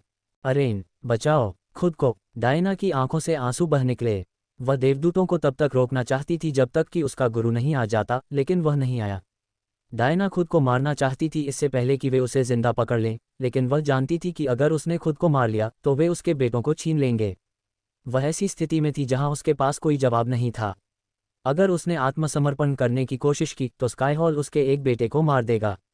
अगर वह ऐसा नहीं करती तो वे उसे और उसके पूरे परिवार को मार देंगे। उनकी धमकियों के बावजूद डायना अपने बेटे को छोड़ने के लिए तैयार नहीं थी। उसने अपनी आंखें बंद करके देवताओं से अपने बेटों और अपने परिवार को स्काईहॉल से बचाने की प्रार्थना की। हिटमैन एक बदमाश प्रणाली के साथ। अध्याय 356। ऐसा मत करो। जैसे ही डायना अपने गर्भ में पल रहे बेटों को बचाने के लिए खड़ी होने की कोशिश कर रही थी, 3 सफ़ेद आकृतियों में से एक ने कहा, हम उसे मारने का जोखिम नहीं उठा सकते। कौन जानता है कि उसके अंदर का डार्क लॉर्ड क्या करने में सक्षम है। क्या होगा अगर वह स्वर्गदूतों की ऊर्जा खींच ले। सफ़ेद आकृति ने अन्य 2 से पूछा, जबकि जंगल में कुछ पलों के लिए सन्नाटा छा गया। तुम सही हो, हम इसे गंदा तरीके से करेंगे। डायना का दिल धड़क उठा जब उसने सफ़ेद आकृति को सुना। स्वर्गदूत, नीचे खड़े हो जाओ। आदेश सुनने के बाद उनके हाथों में सुनहरा गोला फीका पड़ गया। स्वर्गदूतों ने डायना से दूर जाने के लिए अपने पंख फड़फड़ाए। प्रोटम, ये शब्द जंगल में गूंज उठा, क्योंकि तीनों आकृतियों में से ध्वनि तरंगों का एक शक्तिशाली विस्फोट प्रकट हुआ। हैरी, एमेल्डा चिल्लाई जब उसने देखा कि ध्वनि तरंगें डायना को उससे कई मीटर दूर एक पेड़ पर उड़ा रही हैं। डायना ने पेड़ पर इतनी जोर से टक्कर मारी कि उसके शरीर ने पेड़ में एक छेद बना दिया। अरगर, डायना ने खून से लथपथ मुंह खांसा, क्योंकि उसे लगा कि उसकी चेतना बह रही है। तुम कमीने। एमेल्डा का गुस्सा फूट पड़ा और वह अपने हाथों से हमला करने के लिए पास के स्वर्गदूत पर दौड़ी। वह उस स्वर्गदूत के पंख नोचने के लिए तैयार थी। स्वर्गदूत, अपने गुस्से में वह अपने और एक स्वर्गदूत के बीच शक्ति के अंतर के बारे में भूल गई। जैसा कि कोई भी उम्मीद कर सकता है, जब एमेल्डा स्वर्गदूत के करीब पहुंची तो उसने एमेल्डा को थप्पड़ मारा और फिर अपनी धातु से ढकी हुई बांह को उसके चारों ओर लपेट लिया। उसने मदद के लिए हिंसक संघर्ष किया, लेकिन वह बहुत कमजोर थी और स्वर्गदूत बहुत शक्तिशाली था। अपनी धुंधली दृष्टि से डायना ने 3 आकृतियों को अपनी ओर तैरते हुए देखा। उसने अपना सिर बगल की ओर घुमाया और देखा कि उसकी तलवार उससे कई मीटर दूर जमीन पर पड़ी थी। उसने अपना शरीर हिलाने की कोशिश की, लेकिन वह अपनी उंगली भी नहीं हिला पाए। तुमने हमें जानवरों की तरह दिखने और व्यवहार करने पर मजबूर कर दिया, हैरियट। डायना यह नहीं देख पाई कि तीनों सफ़ेद आकृतियों में से कौन बोल रहा है। उसे जागते रहने के लिए अपनी पूरी ताकत लगानी पड़ी। वह जानती थी कि अगर उसने अपनी आंखें बंद कर लीं तो वे उसके बेटों को ले जाएंगे। जुड़वां बच्चों में से एक डार्क लॉर्ड हैरियट है। तुम क्यों नहीं समझ सकती कि दुनिया किस खतरे में है। मेरा बेटा बुरा नहीं है, डायना ने मुश्किल से शब्द बोलते हुए खून की खांसी की। बेवकूफ़ कुतिया, वह इस दुनिया में नरक बनाने वाला है। हमने भविष्य देखा है। तीनों में से एक आकृति ने अपना संयम खो दिया था। उनकी आवाज़ में भारी गुस्सा महसूस किया जा सकता था। जैसे ही वे डायना से हाथ की पहुंच की दूरी पर पहुंचे, बीच में तैरती हुई सफ़ेद आकृति से एक सफ़ेद आकृति बाहर निकली। सफ़ेद आकृति ज़मीन पर उतरी और जब उनके पैर ज़मीन पर पड़े तो आकृति के चारों ओर की सफ़ेद चमक थोड़ी फीकी पड़ गई और एक खूबसूरत महिला का चेहरा दिखाई दिया। ये सिर्फ एक पल के लिए था, लेकिन डायना ने सफ़ेद रोशनी के जरिए एक खूबसूरत महिला को देखा। जैसे ही डायना ने संघर्ष करने की कोशिश की, महिला के चारों ओर की सफ़ेद चमक धीरे धीरे कम हो गई। उस समय डायना हाथ और पैर जैसी मानवीय विशेषताओं को स्पष्ट रूप से देख सकती थी, लेकिन पूरे शरीर को नहीं। तेज रोशनी ने डायना को महिला का चेहरा देखने से रोक दिया। सफ़ेद हाथों की जोड़ी डायना के गर्भवती पेट तक पहुंची। जब हाथों ने उसके पेट को छुआ तो उसे लगा कि उसके पूरे शरीर में बिजली दौड़ रही है। वह सुन्न महसूस कर रही थी। उसके पेट पर काली पोशाक राख में बदल गई और हवा में गायब हो गई। उसका गर्भवती पेट बाहर आ गया था। ये सिर्फ एक पल के लिए दर्द देगा, हैरियट। नहीं, एम्डला चिल्लाई जब सफ़ेद आकृति ने डायना के पेट से सफ़ेद रोशनी को एक छोर से दूसरे छोर तक पहुंचाया। डायना के पेट पर खून के निशान दिखाई देने के साथ ही रोशनी धीरे धीरे और धीरे धीरे आगे बढ़ी। महिला डायना को बिना किसी दया के चीर रही थी। मदद करो, इमेल्डा ने जितना हो सके उतनी जोर से चिल्लाया। ट्रैंक्यूटो, जब महिला डायना को चीर रही थी तो एक और सफ़ेद आकृति ने ये शब्द बोला और इमेल्डा की चीख अचानक बंद हो गई। अगले ही पल इमेल्डा ने चीखने की कोशिश की लेकिन उसके होंठ हिलने से मना कर दिया, उसका पूरा शरीर हिलने से मना कर दिया। उसने अपने सामने हो रही हर चीज़ को देखा लेकिन एक भी मांसपेशी नहीं हिला सकी। बस वह लकवाग्रस्त हो गई थी। रुको, अचानक जंगल में एक और आवाज़ गूंजी। डायना को चीर रही महिला स्तब्ध रह गई जब आकृतियां पीछे मुड़ी और देखा कि उससे कई मीटर दूर हवा में एक और सफ़ेद आकृति उभर आई है। नए दिखने वाले व्यक्ति के चारों ओर की सफ़ेद चमक तीनों की तुलना में कई गुना ज़्यादा चमकदार थी। जब वह दिखाई दिया तो कोई कम आवृत्ति वाली सीटी की आवाज़ भी सुन सकता था। उनके आसपास के पेड़ों ने हवा में लहराना बंद कर दिया। उनके चारों ओर का समय ऐसा लग रहा था जैसे रुक गया हो। नई आई हुई सफ़ेद आकृति धीरे धीरे ज़मीन पर उतरी। जब आकृति ने ज़मीन को छुआ तो आकृति को ढकने वाली रोशनी धीरे धीरे फीकी पड़ गई और एक लंबा, पतला और बहुत बूढ़ा आदमी दिखाई दिया। उसके बालों और दाढ़ी के चांदी के रंग से अंदाजा लगाया जा सकता है, जो उसकी बेल्ट में बांधने के लिए काफ़ी लंबे थे। उसने लंबे लबादे पहने हुए थे, एक सफ़ेद लबादा जो ज़मीन को छू रहा था। उसकी भूरी आंखें पूर्णिमा के चश्मे के पीछे हल्की, चमकीली और जगमगा रही थीं। उसके माथे पर 2 इंच का कट था, जैसे किसी ने उसके माथे को किसी धारदार जलते हुए हथियार से काटा हो। तुम यहाँ क्या कर रहे हो, वुल्फ्रिक? डायना को काट रही महिला ने बूढ़े आदमी से पूछा। तुम मेरे शिष्यों को उसकी वर्तमान स्थिति के बावजूद काट रहे हो और फिर भी मुझसे पूछ रहे हो कि मैं यहाँ क्या कर रहा हूँ। गुरु, डायना का मन आखिरकार अपने गुरु को देखकर थोड़ा शांत हुआ। तुम्हें पता है कि उसके अंदर कौन है? तुमने देखा कि डार्क लॉर्ड इस दुनिया में क्या अराजकता और विनाश लाएगा? महिला ने पूछा। हाँ, मैंने देखा, लेकिन तुम दूसरे जुड़वां, प्रकाश के देवता को भूल गए। वुल्फ्रिक शालीनता से उनकी ओर चला गया। तीनों आकृतियों ने उसे हैरियट तक पहुंचने के लिए रास्ता दिया। वह हैरियट के सामने घुटनों के बल बैठ गया। तुम्हारी योजना क्या थी, बच्चे? खुद को मार डालोगी? तुम्हें पता है कि अगर तुमने खुद को मार डाला तो भी वे तुम्हारे बेटों को ले जाएंगे? डायना से सवाल करते हुए उसने धीरे से उसके माथे को छुआ, क्योंकि घाव गायब होने लगे थे लेकिन पूरी तरह से नहीं। वह शांत लग रहा था, लेकिन वुल्फ्रिक ने डायना के भीतर से अपनी ऊर्जा से लड़ने वाली एक शक्तिशाली शक्ति को महसूस किया। ये डार्क एनर्जी थी, ऐसा कुछ भी नहीं जिसे उसने कभी देखा या महसूस किया था। वह डार्क एनर्जी को दबाने वाली एक और ऊर्जा को भी महसूस कर सकता था। अगर ये दबाने वाली ऊर्जा नहीं होती तो उसे संदेह था कि डायना इतने लंबे समय तक जीवित रह सकती थी। मैं उन्हें अपने बेटों को नहीं लेने दूंगी, डायना अब और अधिक स्पष्ट रूप से बोल सकती थी, क्योंकि वुल्फरी ने उसे ठीक किया। तुम्हारे पास एक विकल्प है बच्चे, स्काईहॉल तुम्हारे बेटे को चाहे जो भी हो ले जाएगा। ऐसा करने के लिए वे तुम्हारे पूरे परिवार को मार देंगे। अपने बेटे को छोड़ने के लिए सहमत हो जाओ और मैं उन्हें तुम्हें और तुम्हारे परिवार को अकेला छोड़ने पर मजबूर कर दूंगा। ये शब्द केवल डायना ने सुने थे। उसने डायना से मानसिक रूप से बात की। मैं अपने बेटों को अपने हाथों से मारना पसंद करूंगा और अपने बेटे को छोड़ने से पहले नरक में चला जाऊंगा। मेरे बेटों के लिए इन राक्षसों को उन्हें ले जाने देने से बेहतर है कि वे मर जाएं। डायना कल्पना भी नहीं कर सकती थी कि अगर वह अपने बेटों को स्काईहॉल को सौंप देती तो वे उनके साथ क्या करते। भले ही वे उसके बेटों में से सिर्फ एक को ही मान रहे थे, लेकिन वह अपने बेटे को छोड़ने वाली नहीं थी। तुम एक अच्छी माँ हो बच्ची। तुम अपने बेटे को छोड़ने से इनकार करती हो, ये जानते हुए भी कि वह बड़ा होकर डार्क लॉर्ड बनेगा। मेरा बेटा बुरा नहीं है और वह बुरा नहीं बनेगा।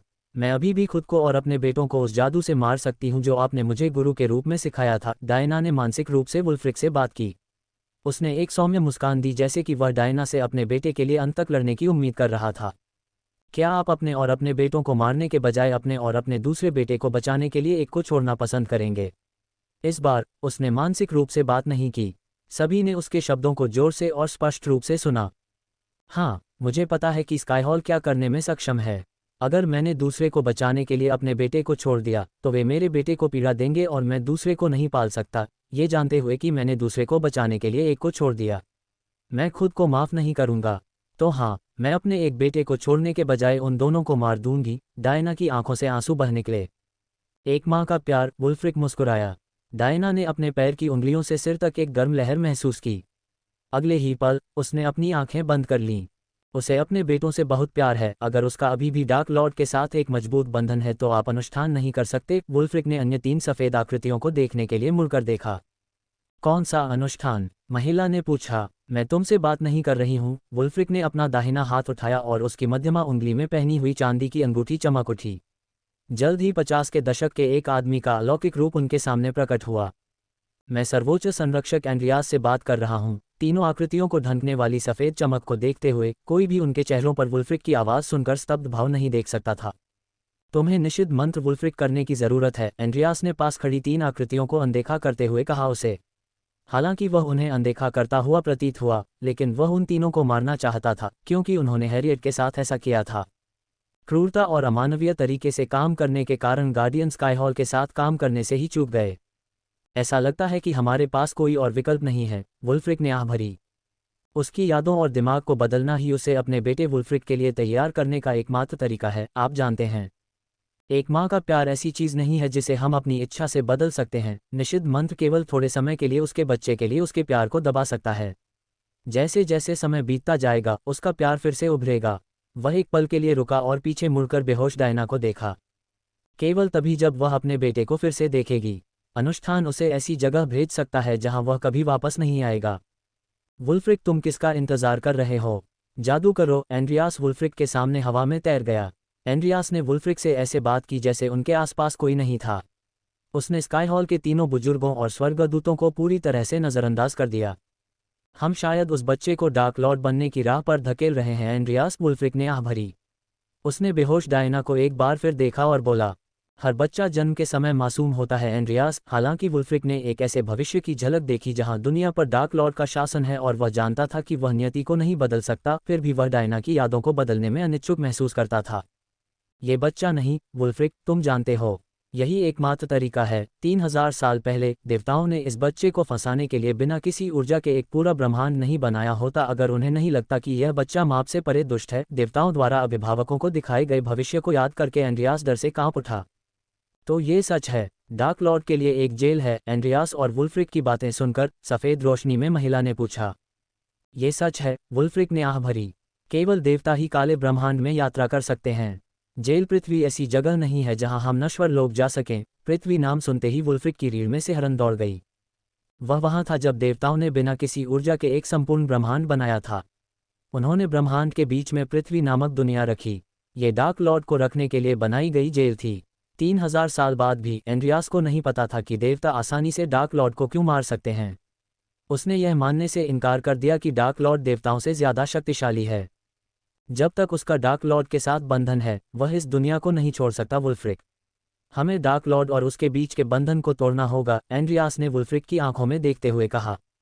जैसा कि मैंने पहले कहा था, निषिद्ध मंत्र केवल थोड़े समय के लिए उसकी मातृ प्रेम को दबा देगा। एंड्रियास, माँ का प्यार सबसे शक्तिशाली मंत्र है। हमारे लिए अनुष्ठान पूरा करना ही काफ़ी है। वुल्फ्रिक ने सिर हिलाने से पहले आह भरी। एंड्रियास 3000 साल से स्काईहॉल के साथ इस अनुष्ठान की तैयारी कर रहा था। उसने 3000 साल पहले अनुष्ठान करने के लिए अपने शरीर का बलिदान दिया था। वुल्फ्रिक नहीं चाहता था कि उसका बलिदान व्यर्थ जाए। वुल्फ्रिक के सिर हिलाने के बाद इमेल्डा ने देखा कि एंड्रियास की आंखें उस पर टिकी हुई हैं। उसे हमारे पास लाओ, हमें निषिद्ध मंत्र का जाप करने के लिए उसकी ज़रूरत है, एंड्रियास ने कहा। अरे, उसे जगाओ, हमें जुड़वां बच्चों के जन्म से पहले मंत्र का जाप करना शुरू करना होगा, एंड्रियास ने सफ़ेद कपड़ों वाली महिला को देखते हुए कहा। वह डार्क लॉर्ड को दूर भेजना चाहता था, लेकिन डायना और उसके परिवार को स्काईहॉल से सुरक्षित रखना चाहता था।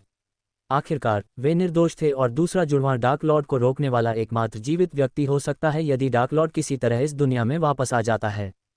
याद रखो एंड्रियास, अंधकार का मतलब हमेशा बुराई नहीं होता, जैसे प्रकाश का मतलब अच्छाई नहीं होता। वुल्फ्रिक के शब्द एंड्रियास के लिए चेतावनी की तरह लग रहे थे। अगर वुल्फ्रिक पर निर्भर होता तो वह बच्चे को उसके परिवार के साथ रहने देता। आखिरकार उसे विश्वास था कि परिवार और बच्चे की मां का प्यार उसकी नियति बदल देगा। अगले 30 दिन इमेल्डा के लिए नरक थे। उसने देखा कि मंत्र उसकी बहन को पागल बना रहा है। जुड़वां बच्चों को जन्म देने के बाद भी उन्होंने डायना को केवल नूह की देखभाल करने दिया। उन्होंने दूसरे को अपने पास रखा। डायना ने डीन को अपने से दूर कर दिया। सुप्रीम गार्जियन और वुल्फ्रिक ने डायना पर जादू करने में 30 दिन बिताए। वे पहले 29 दिनों में असफल रहे। डायना ने डीन को कभी नहीं छोड़ा। हर एक दिन वह डीन तक पहुंचने के लिए स्वर्गदूतों से लड़ती रही। इमेल्डा का दिल हर बार खून से लथपथ हो जाता था जब वह अपनी बहन की टूटी हड्डियों और जानलेवा घावों की देखभाल करती थी। जादू में इमेल्डा की भूमिका डायना की यादों को बदलने में वुल्फ्रिक की मदद करना था।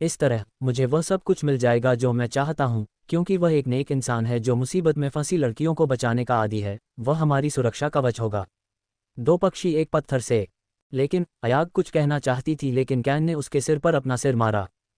हमें उसके साथ काम करना होगा। वह हमारे बारे में और उसकी असली पहचान के बारे में जानता है। अगर वह चाहे तो वह हमारी जिंदगी को और भी बदतर बना सकता है। भूत हमारी रक्षा करने के लिए यहाँ नहीं है, और मुझे नहीं लगता कि अगर नूह ने गार्जियन के सामने अपना मुंह खोला तो वह भी हमारी रक्षा कर सकता है। कैन ने अपनी आवाज़ या चेहरे पर घबराहट का एक भी अंश दिखाए बिना शांति से समझाया। अपने दोस्तों को करीब रखो और दुश्मनों को और भी करीब, गया ने अयाग की ओर देखते हुए कहा। अरे तुम तो घोस्ट की तरह बातें करते हो, अयाग ने आंखें घुमाई। घोस्ट का नाम सुनकर गया उसके बारे में सोचने लगा। वह उसे देखना चाहती थी, गले लगाना चाहती थी और चूमना चाहती थी। उनके बीच की दूरी ने उन्हें आश्चर्यजनक रूप से करीब ला दिया। तुम कहाँ हो और क्या कर रहे हो इंसान? गया ने आंखें बंद कर लीं। उसके मन में उसका मुस्कुराता हुआ चेहरा याद आ रहा था। पीटर घोस्ट को पूरी दुनिया के सामने अपनी पहचान बताते देख हैरान रह गया। उसने सुनिश्चित किया कि कोई भी उसकी पहचान के बारे में न जाने, फिर भी किसी तरह घोस्ट को उसके बारे में पता चल गया। वह ये सोचे बिना नहीं रह सका कि उसे उसकी पहचान के बारे में कैसे पता चला। तुम क्या बकवास कर रहे हो? पीटर ने घोस्टी से एक स्थिर चेहरे के साथ पूछा। वह ये स्वीकार नहीं कर सकता था कि वह यंग मास्टर है। क्या होगा अगर घोस्ट सच में झूठ बोल रहा था और उसके पास कोई सबूत नहीं था? पीटर ने सोचा। इसने एक बुरा मोड़ ले लिया है दोस्तों, माइकल की बात सुनने के बाद शिहारा ने टिप्पणी की। पीटर पर निगरानी रखने का आरोप लगाना एक गंभीर आरोप है, जेम्स हॉल ने कहा। लूसीफर के प्रकट होने के बाद संरक्षक या चर्च लोगों को आतंकित करने वाले नकाबपोश अपराधियों को बर्दाश्त करने के मूड में नहीं है। जिस क्षण डेरियस ने लूसीफर का नाम लिया, पूरा क्षेत्र खामोश हो गया। कई आम लोग डर से कांप उठे, जबकि कई लोगों के दिलों में डर और पूजा का मिश्रण महसूस हुआ। लूसीफर के शिकार क्रूर अपराधी थे जिन्हें जड़ से उखाड़ फेंकना जरूरी था। जो लोग उन अपराधियों के हाथों पीड़ित थे वे लूसीफर की पूजा करते थे, क्योंकि उसने उन्हें कुछ न्याय दिया था जो अधिकार संरक्षकों के पास नहीं था। तुम जानते हो, मुझ पर यह आरोप लगाना एक गंभीर अपराध है, भूत। तुम सच में इस रास्ते पर जाना चाहते हो? मैं समझता हूं कि अगर तुम हारने से डरते हो, लेकिन यह एक नई तरह की नीचता है। पीटर ने अपने चेहरे पर कोई भावना दिखाए बिना ठंडे स्वर में कहा।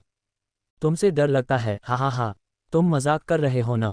लड़ाई शुरू होने दो। युद्ध मंच के ऊपर मंडराते समन्वयकों की आवाज़ पूरे अखाड़े में गूंज उठी। फिर भी शब्दों को सुनने के बाद पीटर और माइकल दोनों ने युद्ध की मुद्रा नहीं ली। माइकल ने पीटर की ओर पीठ कर ली और भीड़ को देखते हुए बात करना शुरू कर दिया। मैं तुम्हें मुझसे पीठ फेरने की कीमत चुकाने जा रहा हूं। पीटर ने अपने दांत पीसते हुए अपनी सांसों में बुदबुदाया। उसने तुरंत हवा में प्रतीक बनाए, क्योंकि हवा में विभिन्न रून और पैटर्न दिखाई देने लगे। वे सभी चमकीले कोबाल्ट नीले रंग में चमक रहे थे। उस समय युद्ध मंच के ऊपर हवा में कम से कम 50 छोटे छोटे रून तैरते देखे जा सकते थे। उनमें से कुछ युद्ध मंच में गायब होने से पहले हवा में तैरते रहे, जबकि कुछ हवा में गायब हो गए।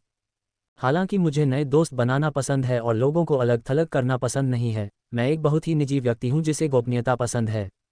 जब लोग मेरी जासूसी करते हैं तो मैं बहुत नाराज हो जाता हूं। माइकल ने पीटर की ओर देखे बिना बात की। जो लोग मुझे परेशान करते हैं उन्हें सुखद अंत नहीं मिलता। पीटर। एलिसिया ने देखा कि घोस्ट के चेहरे पर मुस्कान आईने में गायब हो गई। अचानक एक खौफ ने उसे अंदर तक झकझोर दिया। वह अपने बड़े भाई से प्यार करती थी और नहीं चाहती थी कि उसे कुछ हो। पीटर पर यंग मास्टर होने का आरोप लगाकर घोस्ट ने अपने भाई को गार्जियन के निशाने पर ला दिया। फिर भी गार्जियन वे लोग नहीं थे जिनकी उसे इस समय चिंता करनी चाहिए। उसने देखा कि घोस्ट ने कितनी आसानी से एलेक्स को मार डाला, जो उसके भाई के साथ गतिरोध तक लड़ता रहा। रूनों में पीटर की प्रतिभा के बावजूद वह अभी भी अपने भाई की जान के लिए डरी हुई थी, क्योंकि घोस्ट ऐसा व्यक्ति नहीं था जिसे इतनी आसानी से हराया जा सके।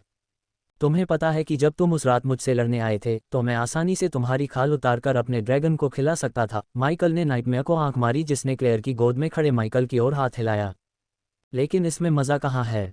वह जितना ज्यादा बोलता, पीटर के हाथों में भाला उतना ही हिंसक रूप से कांपता। अब मैं हजारों लोगों के सामने अपने अहंकारी गधे को नष्ट करो, यह मजेदार है। घोस्ट की लापरवाही को देखकर कई लोगों ने अपनी भौहें उठाईं। यह ऐसा दौर नहीं था जहां प्रतिभागियों को आग ऊर्जा का उपयोग करने के लिए प्रतिबंधित किया गया था। इसके विपरीत वे कुछ भी उपयोग कर सकते थे। इसलिए किसी भी प्रतिभागी ने कभी भी अपने प्रतिद्वंद्वी से मुंह नहीं मोड़ा, क्योंकि एक सेकंड की लापरवाही एक बड़ी हार का कारण बन सकती थी। यह मेरा संवाद है, पीटर ने माइकल पर अपना भाला उठाते हुए कहा। भाले की किरण। माइकल के सिर पर निशाना साधते हुए हवा में उड़ने से पहले सुनहरा भाला हिंसक रूप से कांप उठा। कई लोग बैठे नहीं रह सके क्योंकि वे हैरानी में खड़े हो गए। जब भाला उसकी गर्दन के पीछे छेदने वाला था तो घोस्ट ने अपना सिर घुमाया क्योंकि भाला अचानक हवा में रुक गया, जैसे कि भाले ने बीच हवा में ब्रेक लगा दिया हो। लोग दंग रह गए। उन्हें ये देखने में कुछ सेकंड लगे कि घोस्ट भाले को उसके हैंडल से पकड़े हुए था। भाला हिंसक रूप से कांप उठा, फिर भी वह उसकी पकड़ से बच नहीं सका। हेलो पीटर, माइकल ने पीटर की ओर आंख मारी। यह कोई लंबी और दिलचस्प लड़ाई नहीं होने वाली है। माइकल ने महसूस किया कि भाला पीटर के पास वापस जाने के लिए उसकी पकड़ से लड़ रहा है। फिर भी वह इतना मजबूत था कि भाला बच नहीं सकता था। इसके अलावा जब अदृश्य रिस्पॉन्सिव शील्ड ने उसकी शक्ति को अवशोषित कर लिया तो भाले ने अपनी सारी गति खो दी।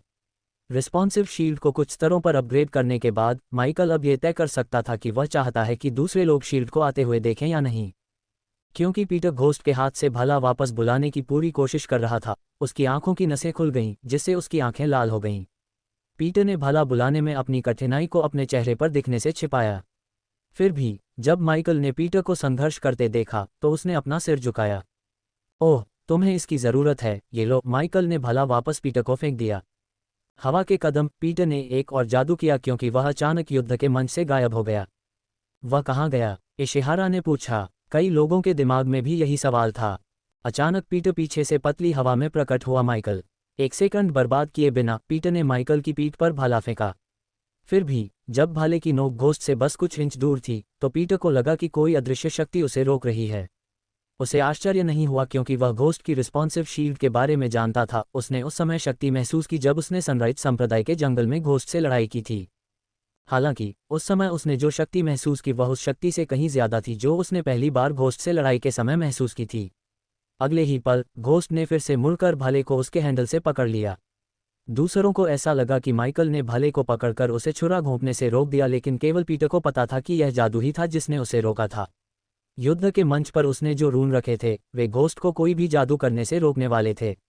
पीटर समझ नहीं पाया कि उसने रून को अनदेखा करके शील्ड जादू कैसे किया। तुमने जो रून रखे हैं वे मुझे तभी रोकेंगे जब मैं कोई मंत्र इस्तेमाल करूंगा। और पीटर, वह पीटर की ओर देखकर मुस्कुराया। मैंने कभी नहीं कहा कि मैं तुम्हारे मूर्खतापूर्ण छोटे रून को नहीं हरा सकता। माइकल ने पीटर के साथ भाला अपनी ओर खींचा। Ring of fire. जिस क्षण घोस्ट ने जादू किया उन दोनों के चारों ओर एक धधकती हुई लाल आग दिखाई दी। यह इतनी तेजी से जल रही थी कि आग के ऊपर सब कुछ धुंधला दिखाई दे रहा था। लोगों को आग के घेरे के अंदर क्या हो रहा है इसकी स्पष्ट तस्वीर पाने के लिए शीशे में देखना पड़ा। पीटर दंग रह गया। उसने कभी नहीं सोचा था कि घोस्ट उस रून को ठीक से पहचान लेगा जिसे उसने उसे रिंग ऑफ फायर डालने से रोकने के लिए रखा था। पीटर को माइकल की एक्स-रे दृष्टि की शक्ति का पता नहीं था जिसकी मदद से वह रून को ठीक से पहचान पाया। एक्स-रे दृष्टि की मदद से माइकल ने अदृश्य रून पर कदम रखा और उसे तोड़ दिया। चूंकि माइकल ने अपने हर एक मंत्र को अधिकतम स्तर तक उन्नत किया था, इसलिए रिंग ऑफ फायर अधिक शक्तिशाली हो गया। वह आग को उतनी ही आसानी से नियंत्रित कर सकता था जितना कि आग के घेरे के अंदर सांस लेना। आग की एक लपट आग के घेरे से निकली और माइकल के हाथों के चारों ओर नाचने लगी। धमाका। पीटर की एकाग्रता एक सेकंड के लिए टूट गई। माइकल ने इस अवसर का उपयोग करते हुए अपने जलते हुए हाथ से पीटर की छाती पर मुक्का मारा। मुट्ठी पीटर के धातु कवच से जुड़ गई जिससे जोरदार धमाकेदार आवाज आई। एलिसिया ने अपने भाई को तूफान में बिना लंगर के पतंग की तरह पीछे की ओर उड़ते देखा। माइकल की मुट्ठी से पीटर के कवच में एक गड्ढा बन गया। पीटर ने महसूस किया कि उसकी छाती के अंदर उसकी पसलियां टूट रही हैं। उसने खून से लथपथ मुंह से खांसी की, लेकिन जल्द ही खुद को संभाला। अचानक उसने देखा कि घोस्ट उसकी ओर चलना बंद कर देता है। यही वह जगह है जहां तुमने मुझे मेरे स्पीड स्पेल का उपयोग करने से रोकने के लिए रून रखा था। क्या मैं सही हूं? पीटर ने घोस्ट को जमीन पर रौंदते देखा। उसने महसूस किया कि उसके रौंदने के बाद रून से उसका कनेक्शन टूट गया।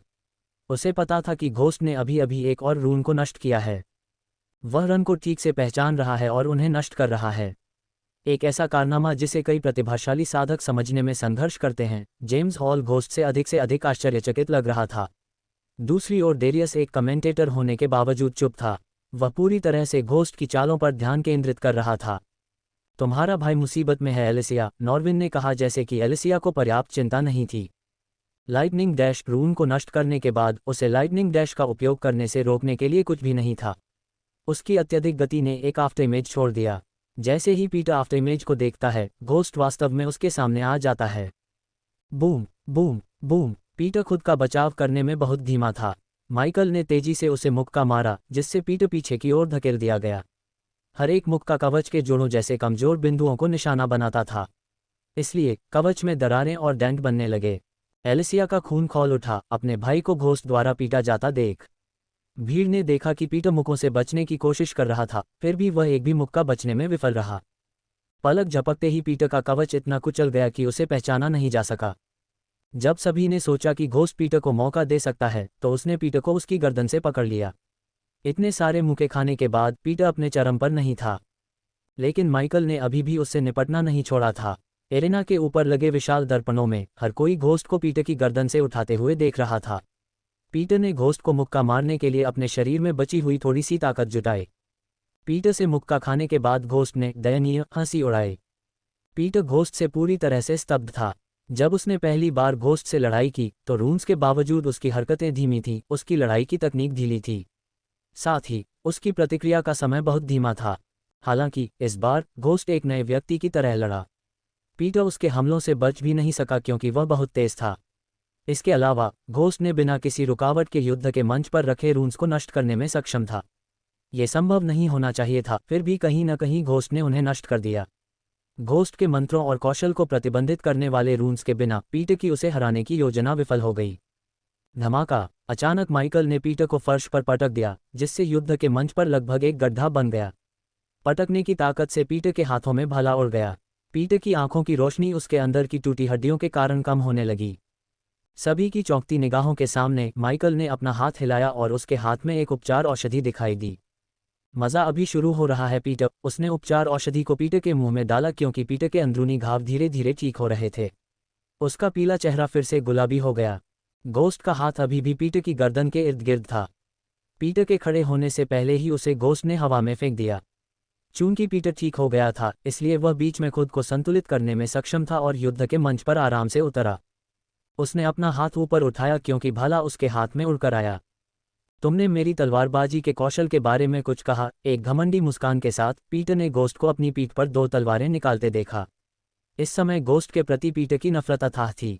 उसने अपने जीवन में कभी इतना अपमानित महसूस नहीं किया था। हजारों लोगों ने घोस्ट को उसे बेरहमी से पीटते हुए देखा, जैसे कि वह एक कमजोर जानवर हो। माइकल आसानी से पीटर के अंगों को तोड़ सकता था और कुछ ही मिनटों में लड़ाई खत्म कर सकता था। फिर भी उसने लड़ाई को लंबा खींचने का विकल्प चुना, जो उसकी शैली नहीं थी। वह हमेशा अपने प्रतिद्वंद्वी को भाग्यशाली होने का समय दिए बिना लड़ाई को जल्द से जल्द खत्म करना पसंद करता था। इस बार उसने नियम में अपवाद बनाया क्योंकि वह पूरे महाद्वीप को दिखाना चाहता था कि अगर कोई उसके साथ खिलवाड़ करता है तो क्या होगा। साथ ही पीटर को पीटना उसके अंदर उबल रहे गुस्से को बाहर निकालने का उसका तरीका था। हर बार जब वह राजकुमारी के बगल में बैठे नीले बालों वाले लड़के को देखता था तो अब्रास के अंतिम क्षणों की झलक उसकी आंखों में चमक जाती थी। उसने लंबे समय से ऐसा गुस्सा कभी महसूस नहीं किया था। उसे अपना आपा खोने के लिए अपनी पूरी ताकत लगानी पड़ी। पिछली बार जब वह अपना आपा खो बैठा तो उसने हत्याओं का तांडव मचा दिया। उसने स्पेक्टर के तहत प्रशिक्षित सभी साथी हत्यारों को मार डाला और यहाँ तक कि उस लड़की को भी मार डाला जिसे वह प्यार करता था। लाइटनिंग डैश, विंड स्टेप्स, दोनों ने अपने हाथों में हथियार लेकर एक ही समय पर मंत्रों का जाप किया। रईस एक बार फिर आगे झुक गए जबकि आम लोग बैठे नहीं रह सके। विंड स्टेप्स एक एपिक क्लास मंत्र था जो जादूगर को टेलीपोर्ट करने के लिए लोगों के बीच की खाई में कदम रखने देता था। ये कम दूरी के टेलीपोर्टेशन मंत्र के समान था जिसमें जल्दी से जल्दी जादू किया जा सकता था। इस मंत्र को सीखना बहुत कठिन था और मंत्र के दौरान कोई भी दुर्घटना जादूगर की जान ले सकती थी। डेरियस जैसे लोग मंत्र के बारे में जानते थे। उन्होंने मंत्र को सीखने के लिए पीटर की सराहना की। पलक झपकते ही पीटर माइकल के पीछे आ गया, चिपक गया। बिना पीछे मुड़े ही माइकल ने अपनी तलवार से भाले को काला कर दिया। धातुओं के टकराने से कान फाड़ देने वाली आवाज आई। अगले ही पल माइकल अपनी तलवार घुमाते हुए घुमा। पीटर ने उम्मीद के मुताबिक तलवार को रोकने में कामयाबी हासिल की। ये देखते हुए कि भाले बहुत कम दूरी पर बहुत प्रभावी नहीं थे, पीटर ने अपने और घोस्ट के बीच कुछ दूरी बनाने के लिए पीछे की ओर छलांग लगाए। मैं तुम्हें दिखाता हूं कि एक असली तलवारबाज एक भलाधारी के खिलाफ लड़ाई में क्या कर सकता है। ये कहते हुए उसने तलवारों को आपस में रगड़ा। हर बार जब वह तलवारों को एक दूसरे पर रगड़ता तो आग की चिंगारी निकलती। अमिया का क्रोध, पीटर ने भाले को जमीन पर पटक दिया।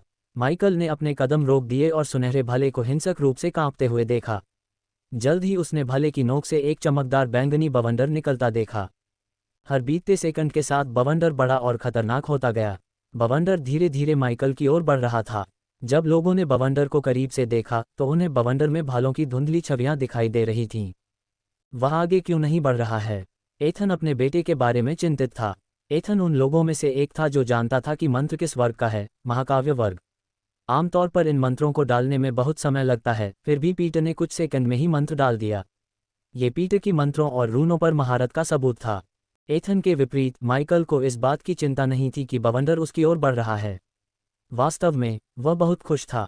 पीटर जितना शक्तिशाली मंत्र डालता, मंत्रों से बिना किसी नुकसान के बाहर निकलने पर उसे उतने ही ज्यादा खतरनाक अंक मिलते। वह क्या कर रहा है? इमेल्डा ने घोस्ट को बवंडर की ओर बढ़ते हुए देखकर चौड़ी आंखों से पूछा, बजाय बवंडर के रास्ते से भागने के। जब वह धीरे धीरे और शांति से बवंडर की ओर बढ़ रहा था तो उसका काला लंबा कोट हवा में तेजी से लहरा रहा था। कमेंटेटर सहित सभी लोग अवाक रह गए, ये बहुत रोमांचक था। लोगों की चौंकती निगाहों के नीचे बवंडर ने आखिरकार घोस्ट को घेर लिया। बवंडर के अंदर उसका आकार कोई नहीं देख सकता था। कुछ पलों के लिए केवल बवंडर की चीख की आवाज़ ही सुनाई दे रही थी। बवंडर को बनाए रखने के लिए पीटर ने अपने शरीर में मौजूद ऊर्जा और ताकत का इस्तेमाल किया। कुछ मिनटों तक बवंडर को दूर रखने के बाद उसके पैर पल पल कमज़ोर होते गए। फिर भी उसने बवंडर को बनाए रखा क्योंकि वह फिर से घोस्ट को कम आंकने की योजना नहीं बना रहा था। ये स्पष्ट था कि जब वे पहली बार लड़े थे तो घोस्ट ने जानबूझकर अपनी असली शक्ति छिपाई थी। पीटर ने खुद को बेवकूफ़ी से उसकी योजना के लिए दोषी ठहराया।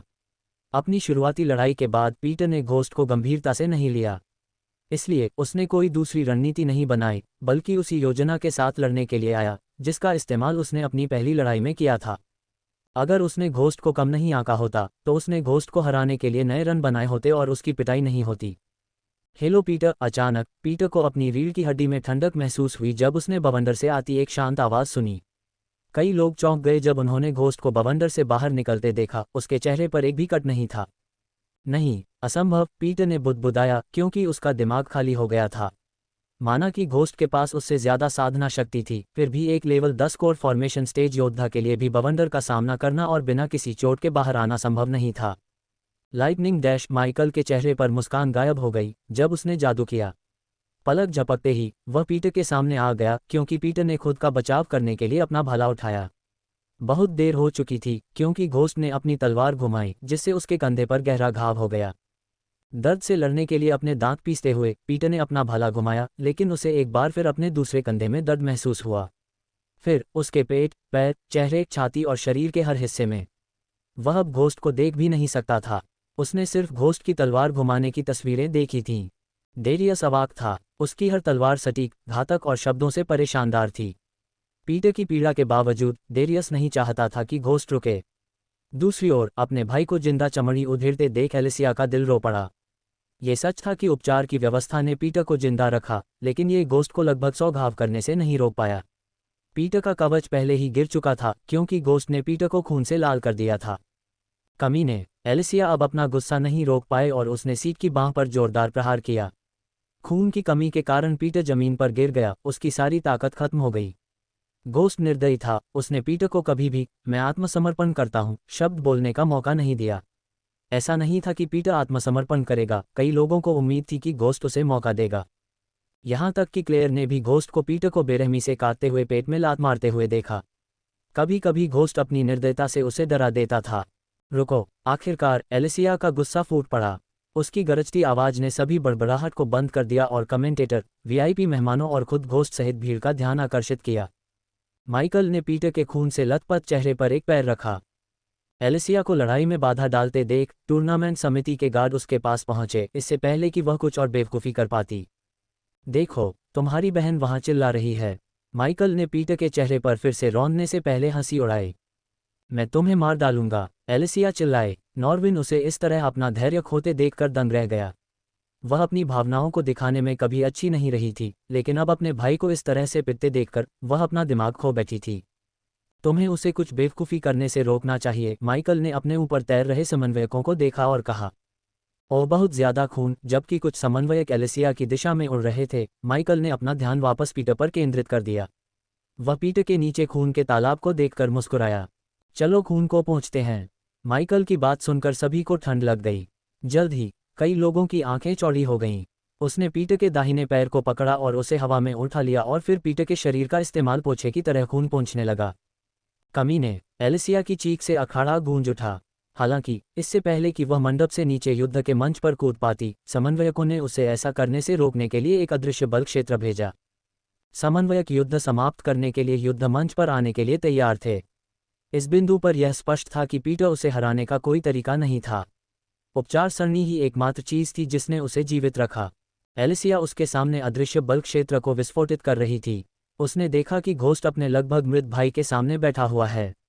पीटर अपनी धुंधली दृष्टि से घोस्ट का चेहरा स्पष्ट रूप से नहीं देख पा रहा था, लेकिन वह उसके शब्दों को कुछ हद तक सुन सकता था। अगली बार जब तुम मुझसे लड़ने के बारे में सोचोगे तो मत करो। माइकल ने शैतानी मुस्कान के साथ पीटर के खून से लथपथ चेहरे पर अपनी उंगलियां फिराईं। इसके अलावा तुम गार्जियन के साथ बहुत व्यस्त हो जाओगे। पीटर के खून से लथपथ चेहरे को थपथपाने के बाद वह खड़ा हो गया। समन्वयक युद्ध मंच की ओर दौड़े। समन्वयकों में से एक ने पीटर का हाथ उठाया और छोड़ दिया। पीटर ने कोई प्रतिरोध नहीं दिखाया, जबकि हाथ 3 बार जमीन पर गिरा। नॉकआउट, घोस्ट जीत गया।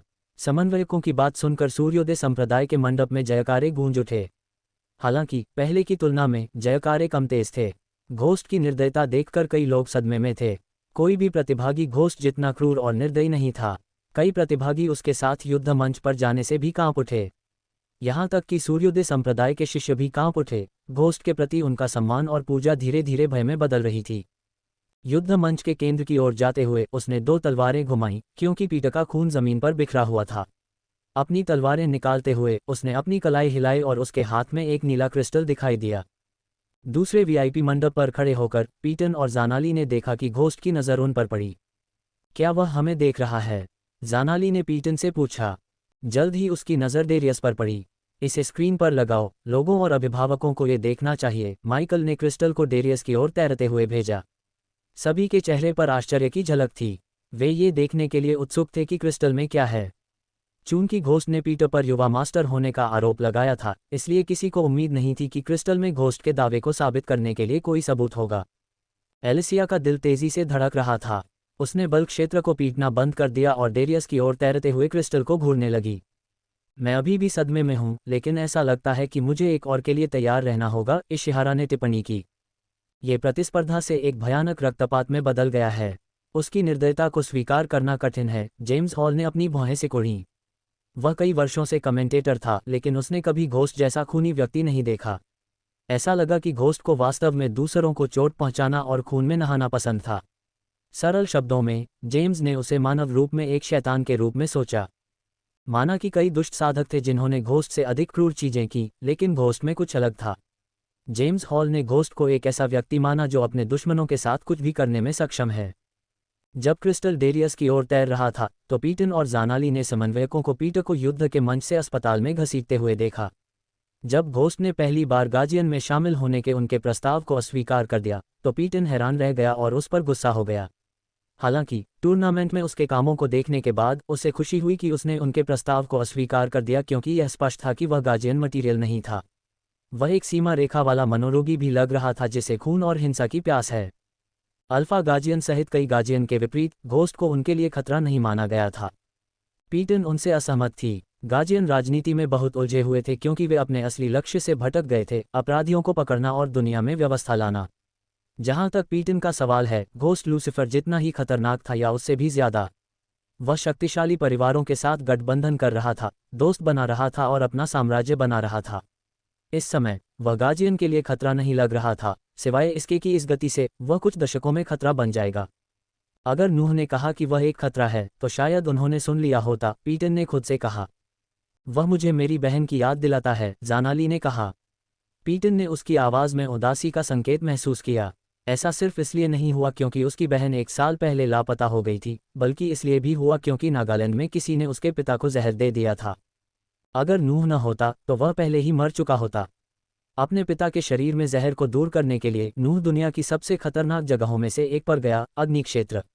जानाली की मां ने जानाली को नूह के साथ अग्नि क्षेत्र में न जाने का आदेश दिया। पेटेन का कुछ हिस्सा चाहता था कि नूह अग्नि क्षेत्र में ही मर जाए।